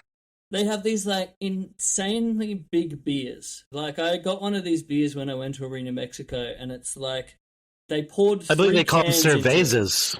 Cerveza. It was cervezas, but then they put this like candy stuff around the top of it. So I can't remember. It's got an official name. I think it starts with T. Yeah. Oh, Tajín. Yeah. But three full beers go into one of these beers. It's like you're drinking like a mega Slurpee kind of thing. So it's definitely kind of like PWG vibes, where you're just drinking straight out of your jug, and they get to you before you know it. Dude, one of the coolest things in my life happened to me at PWG in relation to said jug. I went to go get beers one time at the show, and I was standing in line and looked to my left, and a certain member of the band Tool, Adam, was also there. And he's like, we started bullshitting. I am not a Tool fan, but my sister is. And I'm like bullshitting. I'm like, yeah, my sister's a big fan. He's like, hey man, what are you drinking? I'm like, I'm up here to get a beer. And he's like, I'll buy you a beer. I'm like, well, I was planning on getting a pitcher. He goes, I got it. So Adam from Tool bought me a whole pitcher of beer at PWG. What the fuck? Dude, my favorite thing about those pitchers is they were like $12 as well. It was so good. It was such a good deal. And then fucking Mike Patton was there too. I was literally sitting next to Adam and Mike Patton drinking a beer that Adam from Tool bought me. Like, I should become a Tool fan just because he's such a nice guy. What a melting pot that beautiful Reseda venue was. Man, I miss it. The American Legion Post. Legion Larry. Apparently, Matt and Nick are considering buying PWG, technically. I'm not sure what that entails. I heard that, but I don't want any part of that. If Super Dragon's not involved, it's not PWG. But like, what would that mean? Like, shouldn't they just start their own company? Like, I mean, that's what they said. Is buying PWG? I read the Cliff Notes, and they were like something like, "Oh, whether we buy it or whether we just start our own thing, but like to have some sort of semblance of a thing to be the have a place in the LA kind of California." But all that Danny owns is like the name, right? Like that's to be the only thing that be of value. Like there's no. Is there will they get the film or the fucking tape library and shit? Like, what would happen? To me, I'm still hoping that Super Dragon, just when he feels like doing shows again, he'll do some shows again. That's what I'm hoping for. And if that does happen, your ass better make it over to this continent so we can go to those fucking shows. Oh my gosh, dude! I would travel for that in a heartbeat. It's a weird situation having one of my favorite people in the world, a good friend of mine, that we never see because you're literally on the other side of the world. It's true. It doesn't feel that much different when we would be hanging out in person. You're just like, oh yeah, we both. That guy lives on the other side of the world. Bananas. Oh, yeah. But after another beautiful tangent, I'm going to continue. No, go ahead. So this match I really loved. I thought it was like the perfect showcase of Blue Panther in this wonderful stage of his career where he's the aging legend who everyone is just like, oh my gosh, this old man is just the best thing in the world. And he does like the sympathy bits so well of like when the Rudos are like getting the heat on him, and it's like, oh, you're beating up this old man, you jerks. And then like he'll hit his spots, he'll do his crazy dives, and he'll just look so amazed that he was able to actually pull that off.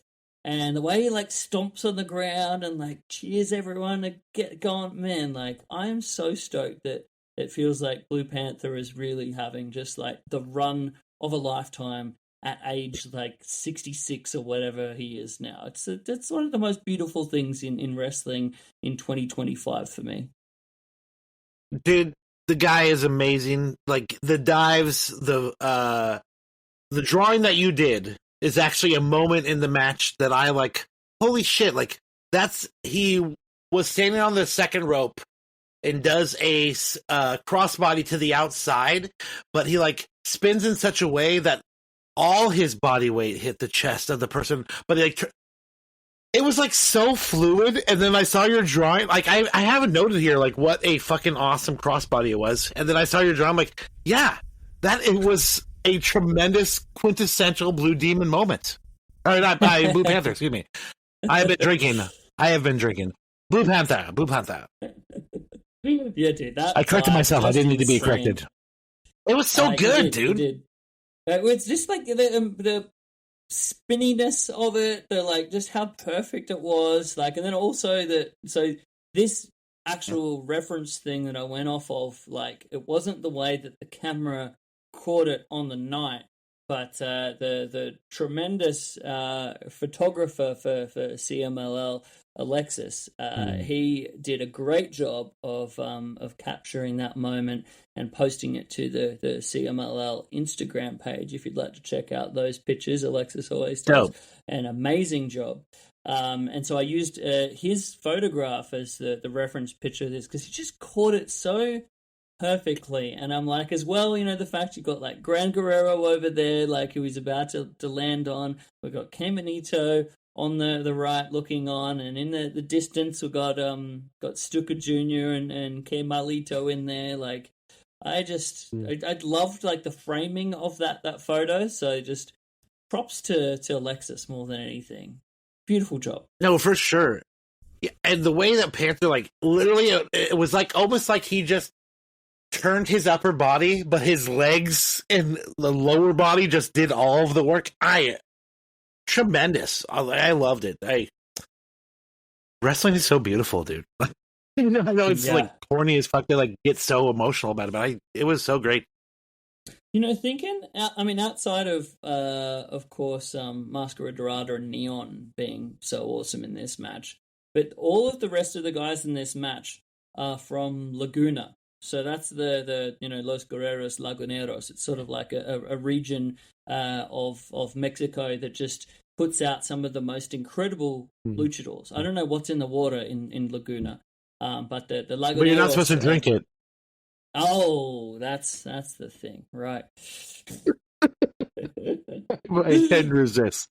Hey, real quick about the Guerreros. So we got Ultimo Guerrero and Gran Guerrero. Is this like a lineage? Like, where's Supreme Guerrero? Does he have like sour cream and tomatoes? Like, what's going on?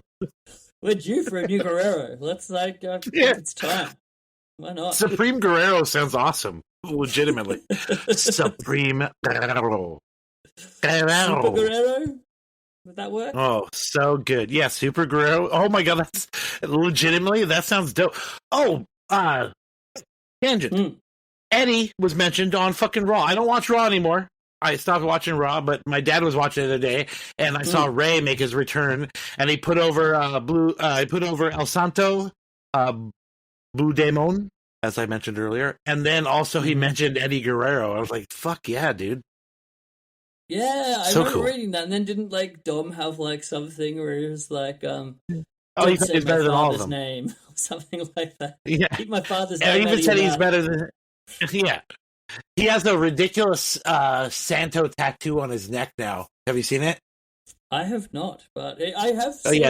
He's got some other like lucha tattoos, so I have some respect for this Dom dude. He clearly loves it. Yeah, legitimately, like. It would be so easy to just say "fuck this kid," but yeah, he loves wrestling. and he's not terrible, and he's getting like heat more than most people do. So you gotta give him cred. Dude, sounds like he's crazy over, and he's now he's doing stuff with Tripleheader these days. Yeah, So that's fucking awesome. I'm just happy for him. I think he's really putting it together. And in terms of, you see so many of these like second generation dudes where they just kind of like copy their dad's shit to bed, and it doesn't quite hit. But he's made it his own. He's done completely his own thing, and he really reminds me of that sort of like 90s Tripleheader, like Los Art Bar and Eddie, the tag team. Yeah. The name's escaping me for some reason. Los Gringos Locos. Gringos Locos, yes. Yeah. And for every Greg Gagne or David Flair, there is a Dominic Mysterio. Greg Gagne was awesome, dude. I will not hear bad mouthing. I was going with the trope. Everyone Greg was that, decent. Greg Gagne, you watch any of his AWA shit, he was fucking. It's only because his dad is Vern. Legitimately. Poor dude. Yeah.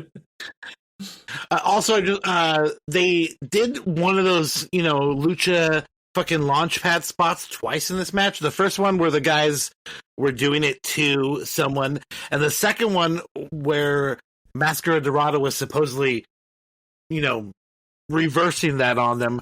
But like Ultimo Guerrero was laid on the ground to do the launch pad bit. Like, didn't you know that was not his partner running at him? Like, you fucked over your friends. I know it's lucha, but like at that moment you're like, guy, what are you doing? You know what I'm talking about. They might have had some sort of crazy counter in mind, and it just didn't come off. Who knows? Tom, get him. He's coming. I'm going to send him at you. You better get him. Oh, he got you. Oh, fuck. I love those like bits where like the Brutos are like teaming up on the Technico, and then they like clearly do the most obvious thing that the Technico is going to like counter. But it's again the magic of lucha. I just, every time it can be so corny, but I just love it so much. But the first time they did it, it was dope because they did like a super, like almost like an avalanche gourd buster, which was dope. I've never seen that before, which was cool. But yeah, then Dorada like fucking reversed that shit on him. Good shit. Wrestling rules. Oh man, how did you? Literally every time during a podcast we talk, like I could literally stop talking and just say wrestling rules. That's the idea, we talk about it because we're jiving over something we're passionate about. So I think that's the thing. What were you about to ask me, friend? I apologize. No. What did I think about what? I think our entire vibe of two dudes with the ADDs is we just talk all over one another, and that's just part of the deal, Bro, I am literally only recently medicated for ADHD, but they gave me like antidepressants, which helped. But now I have real legitimate insurance. Pretty soon I'll get real ADHD meds. The world ain't ready. The world ain't ready. Your potential. Watch out, world. Oh, happy for you, dude. No, I was going to ask you, what did you think of the interplay between K Manito and K Malito, like throughout this thing between the rounds and their little like scraps? It's so wholesome. Well, was Ken Manlito? Or I totally brutalized it. What? Say it. What the hell? The evil one is K Malito. The good, so when blue one is K Manito. When Camelito was at some point in the match, he just kind of like walked away, like walked up the ramp and was just kind of hanging out. So I liked his vibes. Where he like, I mean, I know my bit is at the end, so I don't really need to get involved until the end. That's how. Once I saw the end, I caught that vibe. Like, oh, he was just waiting for his spot, and he just walked up the ring to fucking. But honestly, when I was so stoked that both teams got their own dwarf, and I knew it was going to come to play because it didn't during the entire match. But yeah, the finish was awesome, and then the blue dwarf wins, and everyone's happy and goes home. Babies in the air, everyone go banana. Oh man, I love it. It's when we went, my partner Kaylin's favorite part. She just loves Kemonito so much. He is He's adorable. By far her favorite wrestler. And, he may not be the original Kemonito, but, for all intents and purposes, that doesn't matter, I guess. But yeah, when we got to see, like, in person for, like, Kemonito, like, came out, Kaylin just absolutely lost her banana. Like, it was magical. Okay? You should tell her that. They're saying, baby, your name is Kaylinito. I think she officially has a whole pass for Kemonito at this point. So you come home and this dwarf is going up on her. She did make it clear though he has to be wearing the suit. It doesn't count if the suit's not. Of course, yeah. Then he's just a tiny little Mexican guy. Like he gets weird at that point.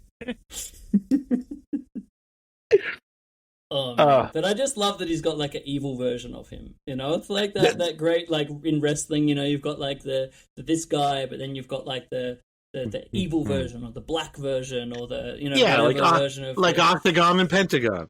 Yeah. It's just actually during the second match, there was a guy in the audience wearing an Octagon mask, and then the next show there was a guy wearing a Mystico mask. I was like, man.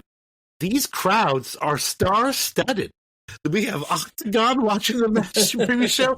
Mystico is watching this match. Dang, Mexico. Oh, it's funny you bring up the name Octagon. I just read he finally got the full rights to the Octagon gimmick that previously AAAR were fucking him on. Like they were, after he created the gimmick, or he didn't create it, but like he started it in CMLL. When Pena was still like booking for CMLL, and then when they went to AAA and Pena, he actually like registered the Octagon gimmick as AAAR intellectual property without Octagon knowing. So then Octagon finally goes to leave to take his gimmick on the road, and they're like, "Oh no, we're gonna actually create our new Octagon." And then they had a whole beef, and Octagon wanted his son to be Octagon Jr., and then AAAR had created their own Hijo del Octagon, who was actually we talked about that part before. By Flamita, and it was just a real bad scene. But yeah, it's finally ended good, where Octagon now, after many years, I swear it's been like 15 years for these legal battles, he's finally got the Octagon gimmick, so he can actually, merchandise it and money off it, make money off of the gimmick that he'd been working for like 25 years. And legitimately, Penta, as tremendously talented as the guy is, like his whole career is like so pivotal of being an evil version of Octagon. Yeah. Fucking Octagon's a man. Like the original, like he's Pentagon Jr. yeah, that's fair. He's the baby of the fucking guy that was the evil. Fucking Lucha is so awesome. I love it. So it's just the greatest thing for the wrestling rabbit holes. I have like the parka on my hand now. Heck yeah. So, but like think about like how. The whole Parka thing is so hard to explain. Like, so yeah, this one is the one who was in WCW. The one on my hand eventually went to WCW.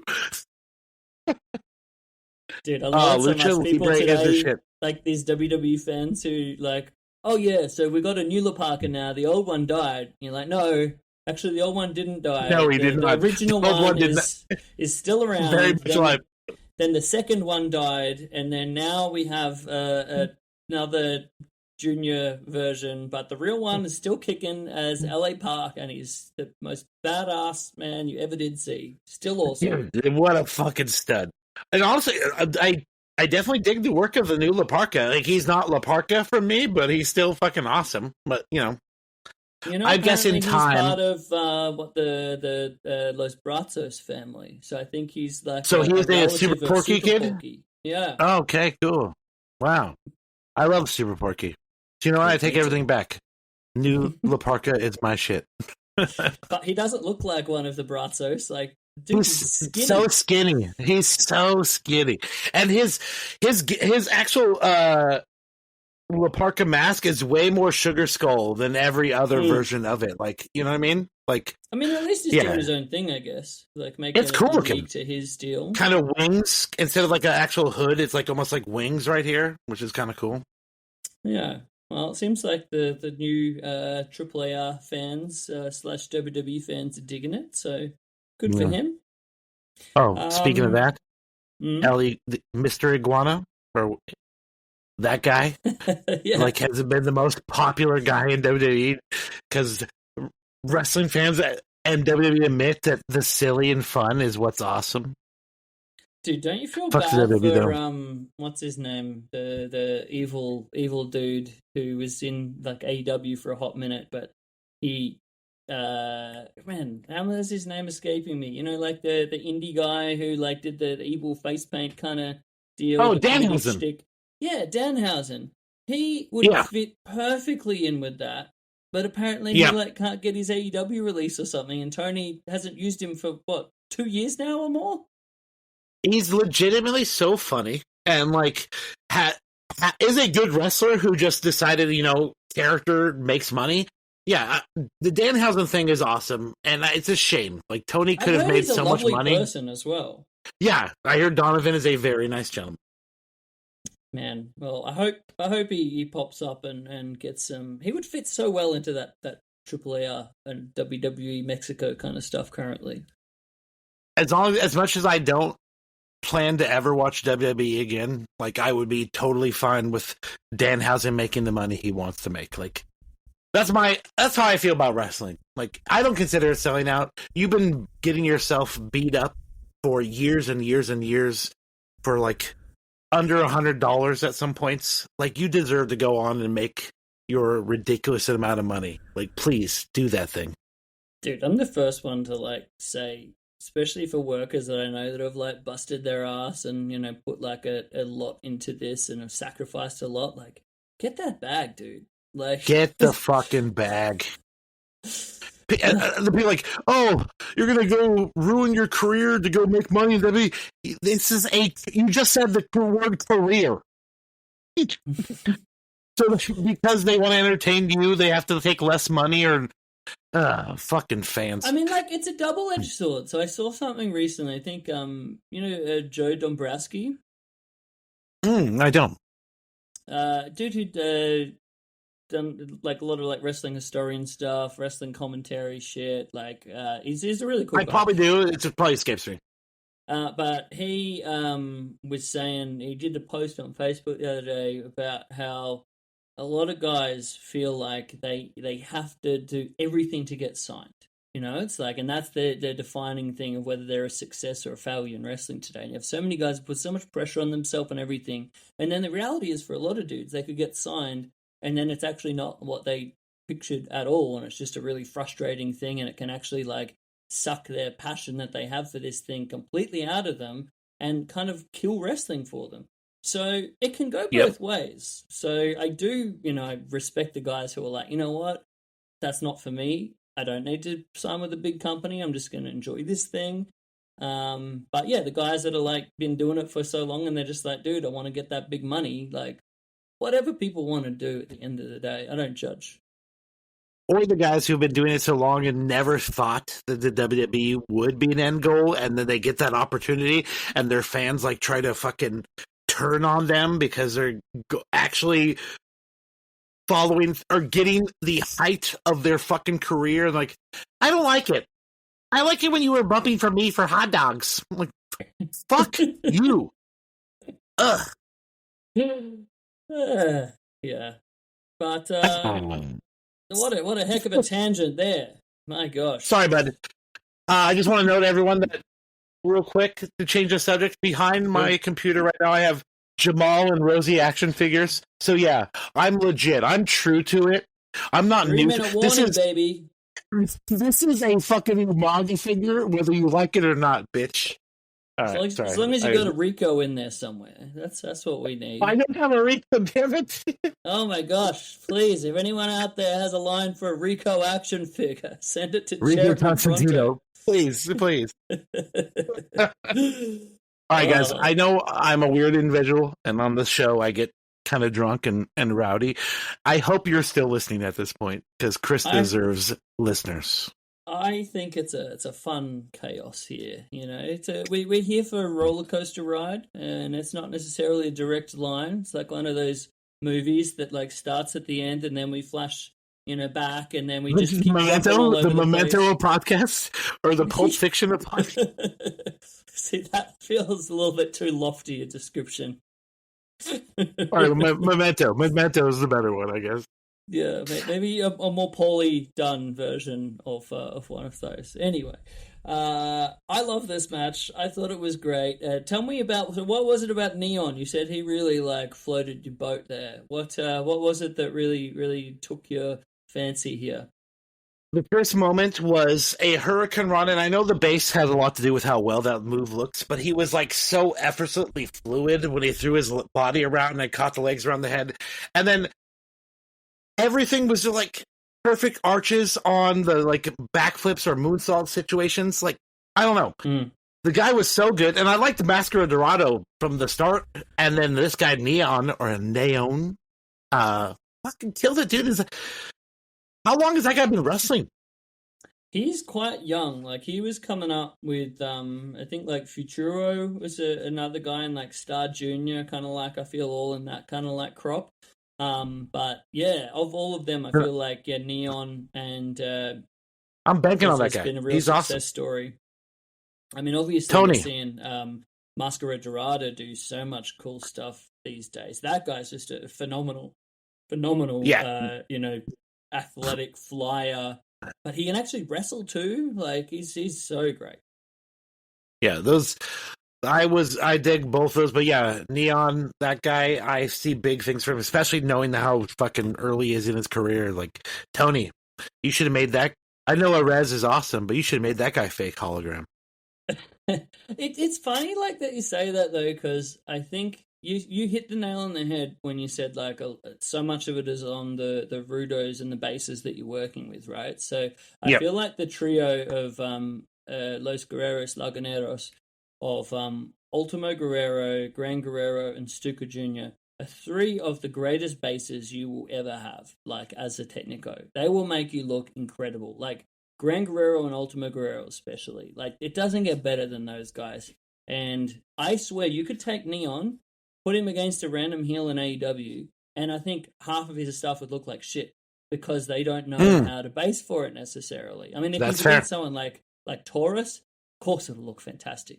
But not everyone is Taurus, so I think it sort of it depends. There's a lot of moving parts, in a lucha match, and a technico looking as good as he possibly can look. And Neon was he's not like terribly frail. He's not big, but he's not skinny. He's like a bigger dude. So I think, I have high hopes for that guy. So come on, Neon, prove me right. Well, he's having probably the run of his career at the moment. So the official Sky Team trio is Mystico, Mascara Dorada, and Neon.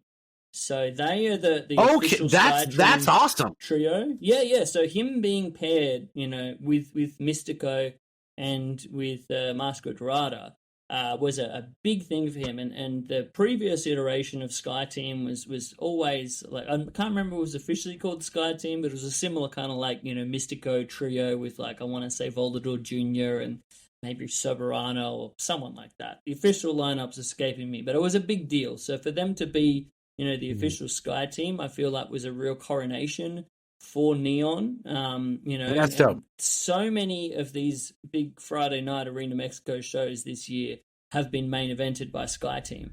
Like, some people are saying too many, like, because they just keep like, well, everyone loves it. It's a great trio. It draws a great house, like, gives us a sellout. Why not? Getting that Mystico rub is pretty dope too. Like, that's awesome. Can I make a request? Yeah, sure. If you find a Titan match that's fucking awesome, because I love Titan's actual mask, and I think he's like aesthetically one of the coolest looking luchadors ever. So if you decide you want to watch one of his matches for match of the week, let me know, because I would be totally stoked on watching a fucking Titan match. Okay, all right. I've got it clocked here. Next time a Titan match comes up for the match of the week, you're my guy. Yeah, dude, Cool. That guy's great. He I when I was in Mexico, buying masks over there is obviously a big thing. I bought some for myself. I got a really cool Hechicero mask, but I had to get something for Cousin Ben. And the one that I got for Cousin Ben was a Titan mask, and Titan, so dope. So yeah, I think you would the skull with the teeth coming down on it. It's so fucking cool. Is it one of the style ones you got? Where it's like the skull face and the teeth? Yeah. Oh my god, what a cool look. Any of the masks that have just sort of like that big mouth kind of like coming up for the majority of the mask. I think so awesome. Really cool look. Yeah. Fuck yeah. All right, noted. But closing thoughts on this match. I just thought it was like perfect energy for a Lucha Trios match. It was like perfect 2 out of 3 falls match, like where it just flows so seamlessly. Like the way that you sort of use like one fall for the shine, one fall for the heat, third fall for all right, this is where we just throw everything out there, and it has just like a wonderful escalation. Crowd was so absolutely rabid as well. Like it's almost unfortunate, like when you watch these things, like it doesn't actually, the way they capture the audio doesn't do it any justice compared to what it's actually like in the building. Like I wish they did a better job of the audio mic in the place technician. Yeah, they just have like the audio level way down low and the commentary up like really high. That's one of the unfortunate things. But anyway, well, before we move on, one moment that I thought was fairly hilarious and has to do with like momentum. So at one point in time, Camelito was going to do a splash. So he runs up the apron or up the rampway, jumps over Camelito, and then hits the ropes and stands there and then does a splash, like losing all the momentum that he got from actually running. It just cracked me up, dude. I don't know. Like, stop. Boing. Yeah. Anyway. But yeah, as I mentioned, crowd as well. Like everyone's just like they loved it, and then like you pause, and you're like, wait, what? And then he does it, and you're like, hey, he got it. Hey, yeah. But yeah, as you were mentioning, like the structure about how they got the shine and then the heat, and then they let it end with the 2 dwarf guys. So like the fans are like, hell yeah! Like what we were waiting for the entire match, the 2 little guys angled. Yeah, it's like they know exactly what that crowd wants, and that's one of the most pure, wonderful parts about Lucha. It's like we're not gonna, do this big, complicated kind of thing that goes over people's heads. We're just gonna make our fans happy, or swerve the fans with a finish. Yeah, they thought they were gonna get this one thing. We do very often in Lucha get like matches just end by someone pulled someone's mask off and kicks him in the balls and the referee sees it and it's a DQ. That happens like all the time as well. But, that's kind of amazing for its own reason. You know what I mean? That's like, like that guy is a real dick.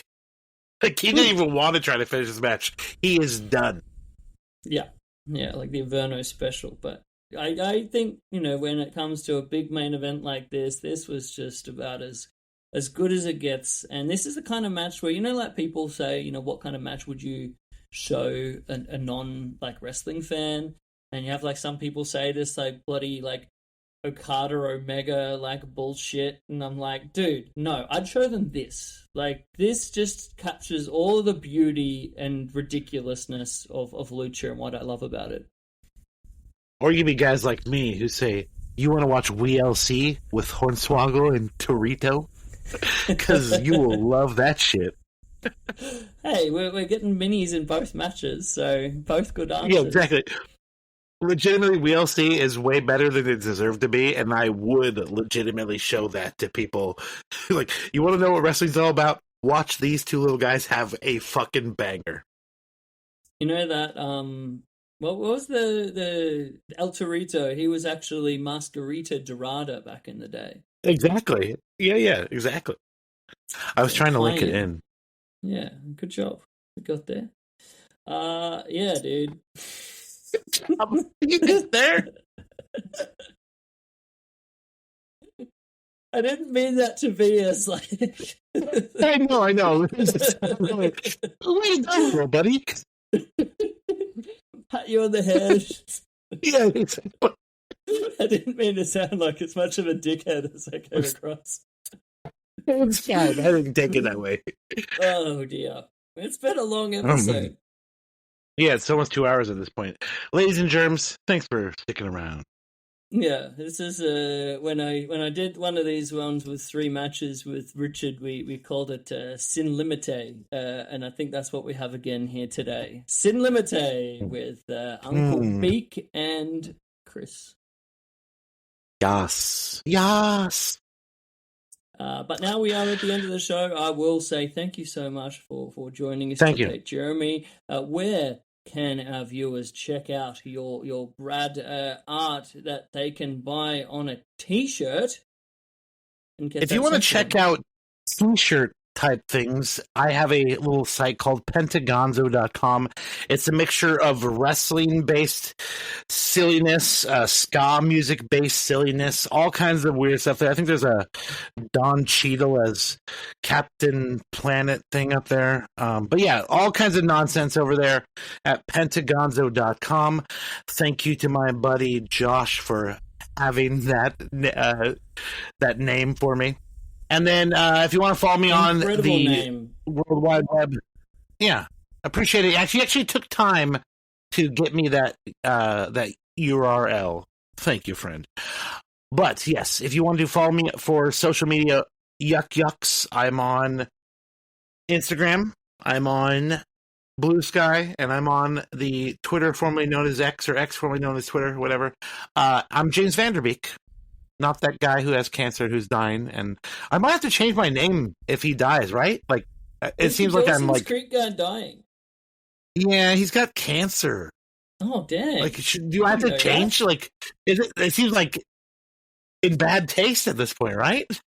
I mean, it might come across in bad taste if you have to put like a disclaimer, as in like not the dead guy. Like, I hope that doesn't. I'm the other one. I am the alive James Vanderbeek. I'm James Jaims Vanderbeek on Twitter, Instagram, and Blue Sky. So hit me up if you need a shirt design. If you have a joke that you want me to make a meme, I'd be willing to do that. Let me know. And does a heck of a good mashup. I was always a big fan of your Instagram comedic mashups. It's been a minute. I don't really do that shit anymore. Once I got medicated, like the dopamine rush of making memes and getting likes is not enjoyable. I don't really care. But yeah. And then the thing that I find most important about me is I'm involved in a little wrestling company called SOS Pro Wrestling, based out of Tacoma, Washington. We are on IWTV if you want to watch our catalog of shows. And we have a show coming up not this Friday, but next Friday. It's called Overboard. We came up with this idea for a match where a bunch of people go in the ring. Like, there's like intervals where people like show up on a certain time frame and maybe they get thrown over the top rope. You know, it's a concept that we've come up with. We call it Overboard. You might want to check it out. Tremendous. The greatest beach party that doesn't take place on a beach, that takes place in a wrestling ring, I would say. There's a total beach. You're what are you talking about? Wait, there is a beach? There's no beach. I'm a beach. Okay. Biatch. Let me know when you finally hold a show where you are on a beach, on an island of some sort. Or does that just take away all the fun? You know, it's a figurative island. It's a magical island. If we actually went on a real island, I think it kind of make it less special. It's all imagination. Yeah, we don't want to take away people's like their mind's eye version of this by doing the literal thing. So yeah. You get it. Yeah. Okay. Do you have any plugs, Chris? I do. You can buy all of the Chris things, support the show, support the Chris things. Check out my art at christhings.com.au, the home of all of the fancy art prints. of these Match of the Week illustrations that we're talking about here. We also have calendars that I have just launched. Yes, our 2026 Los Luchadores versus Alien Invaders. It's a B-grade spaghetti western with a stoner alien invasion happening for all year of 2026. If that sounds up your alley, jump on that site. I post all these calendars out myself, so I'll include a little surprise in there for you as well. But yeah, guys, christhings.com.au, and if you'd like to follow me on Instagram, it's christhings, where you can see all of my nonsense. I am also on the Twitters as Chris Things, but it's mostly just me sharing other people's stuff. But either way, thank you so much. Thank you for listening to the show. I appreciate you so much, and I also appreciate the great team at Social Suplex for allowing me to do this show for almost 100 episodes. Really appreciate the guys over there. Socialsuplex.com, the home of this podcast, as well as a variety of other varying niche level wrestling podcasts. Yes, the Tunnel Buddies, the Tunnel Talk is one of the shows on that network. We also have the Trish and Sarah podcast. We have One Nation Radio. Those sound like ladies. Sorry? Those sound like ladies. Ladies are doing a podcast? Yes, various. They have 2 shows where ladies are doing Holy podcasts. Shit! I'm so kidding. In this male-dominated industry, I think it is such a wonderful thing. I love it. I fucking love it. Also, the New Japan podcast with our pal Josh. Heads up the young boy Josh Smith heads up the Keeping It Strong Style podcast. And shout out to the other Jeremy. What Jeremy show? Oh yeah. Did Jeremy Donovan have a show? Yeah, Jeremy and Josh, the Keeping It Strong Style duo. Cool. Just making sure I was up to date with all my Social Suplex hosts information. Yeah, dude. It's like we're right back to being in that Hooters in Manhattan, like all hanging out to it. Legitimately, we should make something similar to happen again, because that was the best. I hung out with Jimmy Havoc at that point. Oh, dude. Jimmy Havoc was there with us. I completely. Anyway, I'm sorry. That was sour the end of the show. No. We also had Jay White there. We had Kyle Martina, Kyle Fletcher, the Session Moth. Everyone was there. Yeah. Oh yeah, Kyle was like before he was fucking proto star. He was this little skinny Kyle. He wasn't. He was still like very tall. Like I remember first time I met him. He's a tremendously tall man. Yes. Yeah. He was just quite slim. He's filled out. He's just a giant now. But yeah, it was a good time. But anyway, Social Suplex. Great place to support. Thank you for letting me do the show, guys. We've come to the end of this gargantuan podcast, maybe one of the longest ones that I have ever done. But I am very proud of the roller coaster ride that we've had today, and I'd like to thank you so much, my friend. You know what? I want to thank you. We probably would talk less if we did this more often, so just a thought, maybe more frequently, so people don't have to listen to a 2-hour arduous journey of us just bantering about nonsense. Just a thought. I feel like there's some people that would enjoy the absolute mess that this was. All right, actually, I need to ask a question. Do you monitor the ratings? I do check the numbers from time to time. I mean, it's not like I. How really much of a dip do they take? How much of a dip do they take when I appear? Your numbers are pretty good, man. I mean, the thing is, I wish I could work out like the point of the show when people just stop listening. You know, like you get like a TV rating where it's like people tune out at this point, because I only get like downloads. So I have no idea if people like listen to the first 10 minutes and just like, this is far too much gaga for my endurance levels. This is enough. Like Jeremy said tremendous for the 12th time. He said tremendous 30 times that we had to tune out. All right, cool. I just wondered. You know what, Chris? This has been a fun show, and I want to thank you for having me once again. I My love you. pleasure. You too, brother.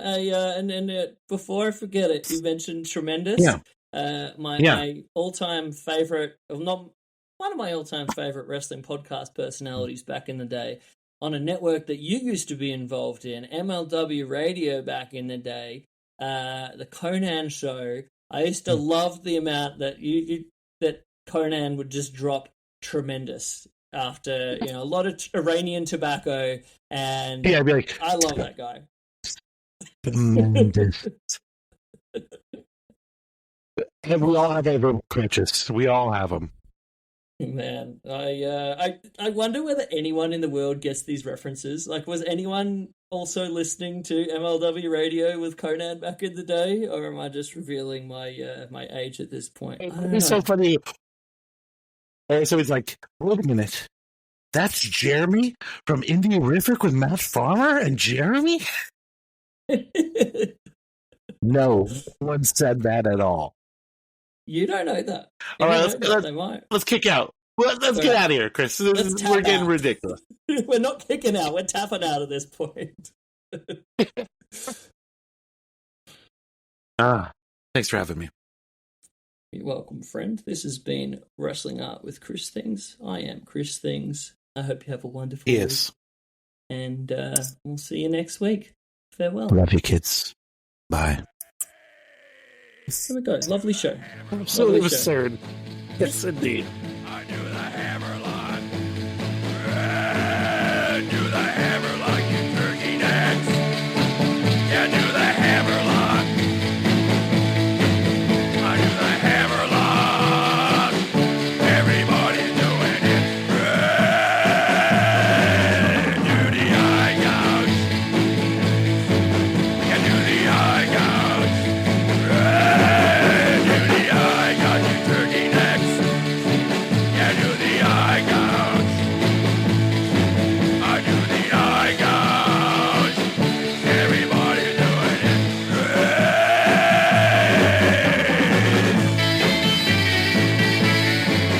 Okay, you turkey nuts. Gather around.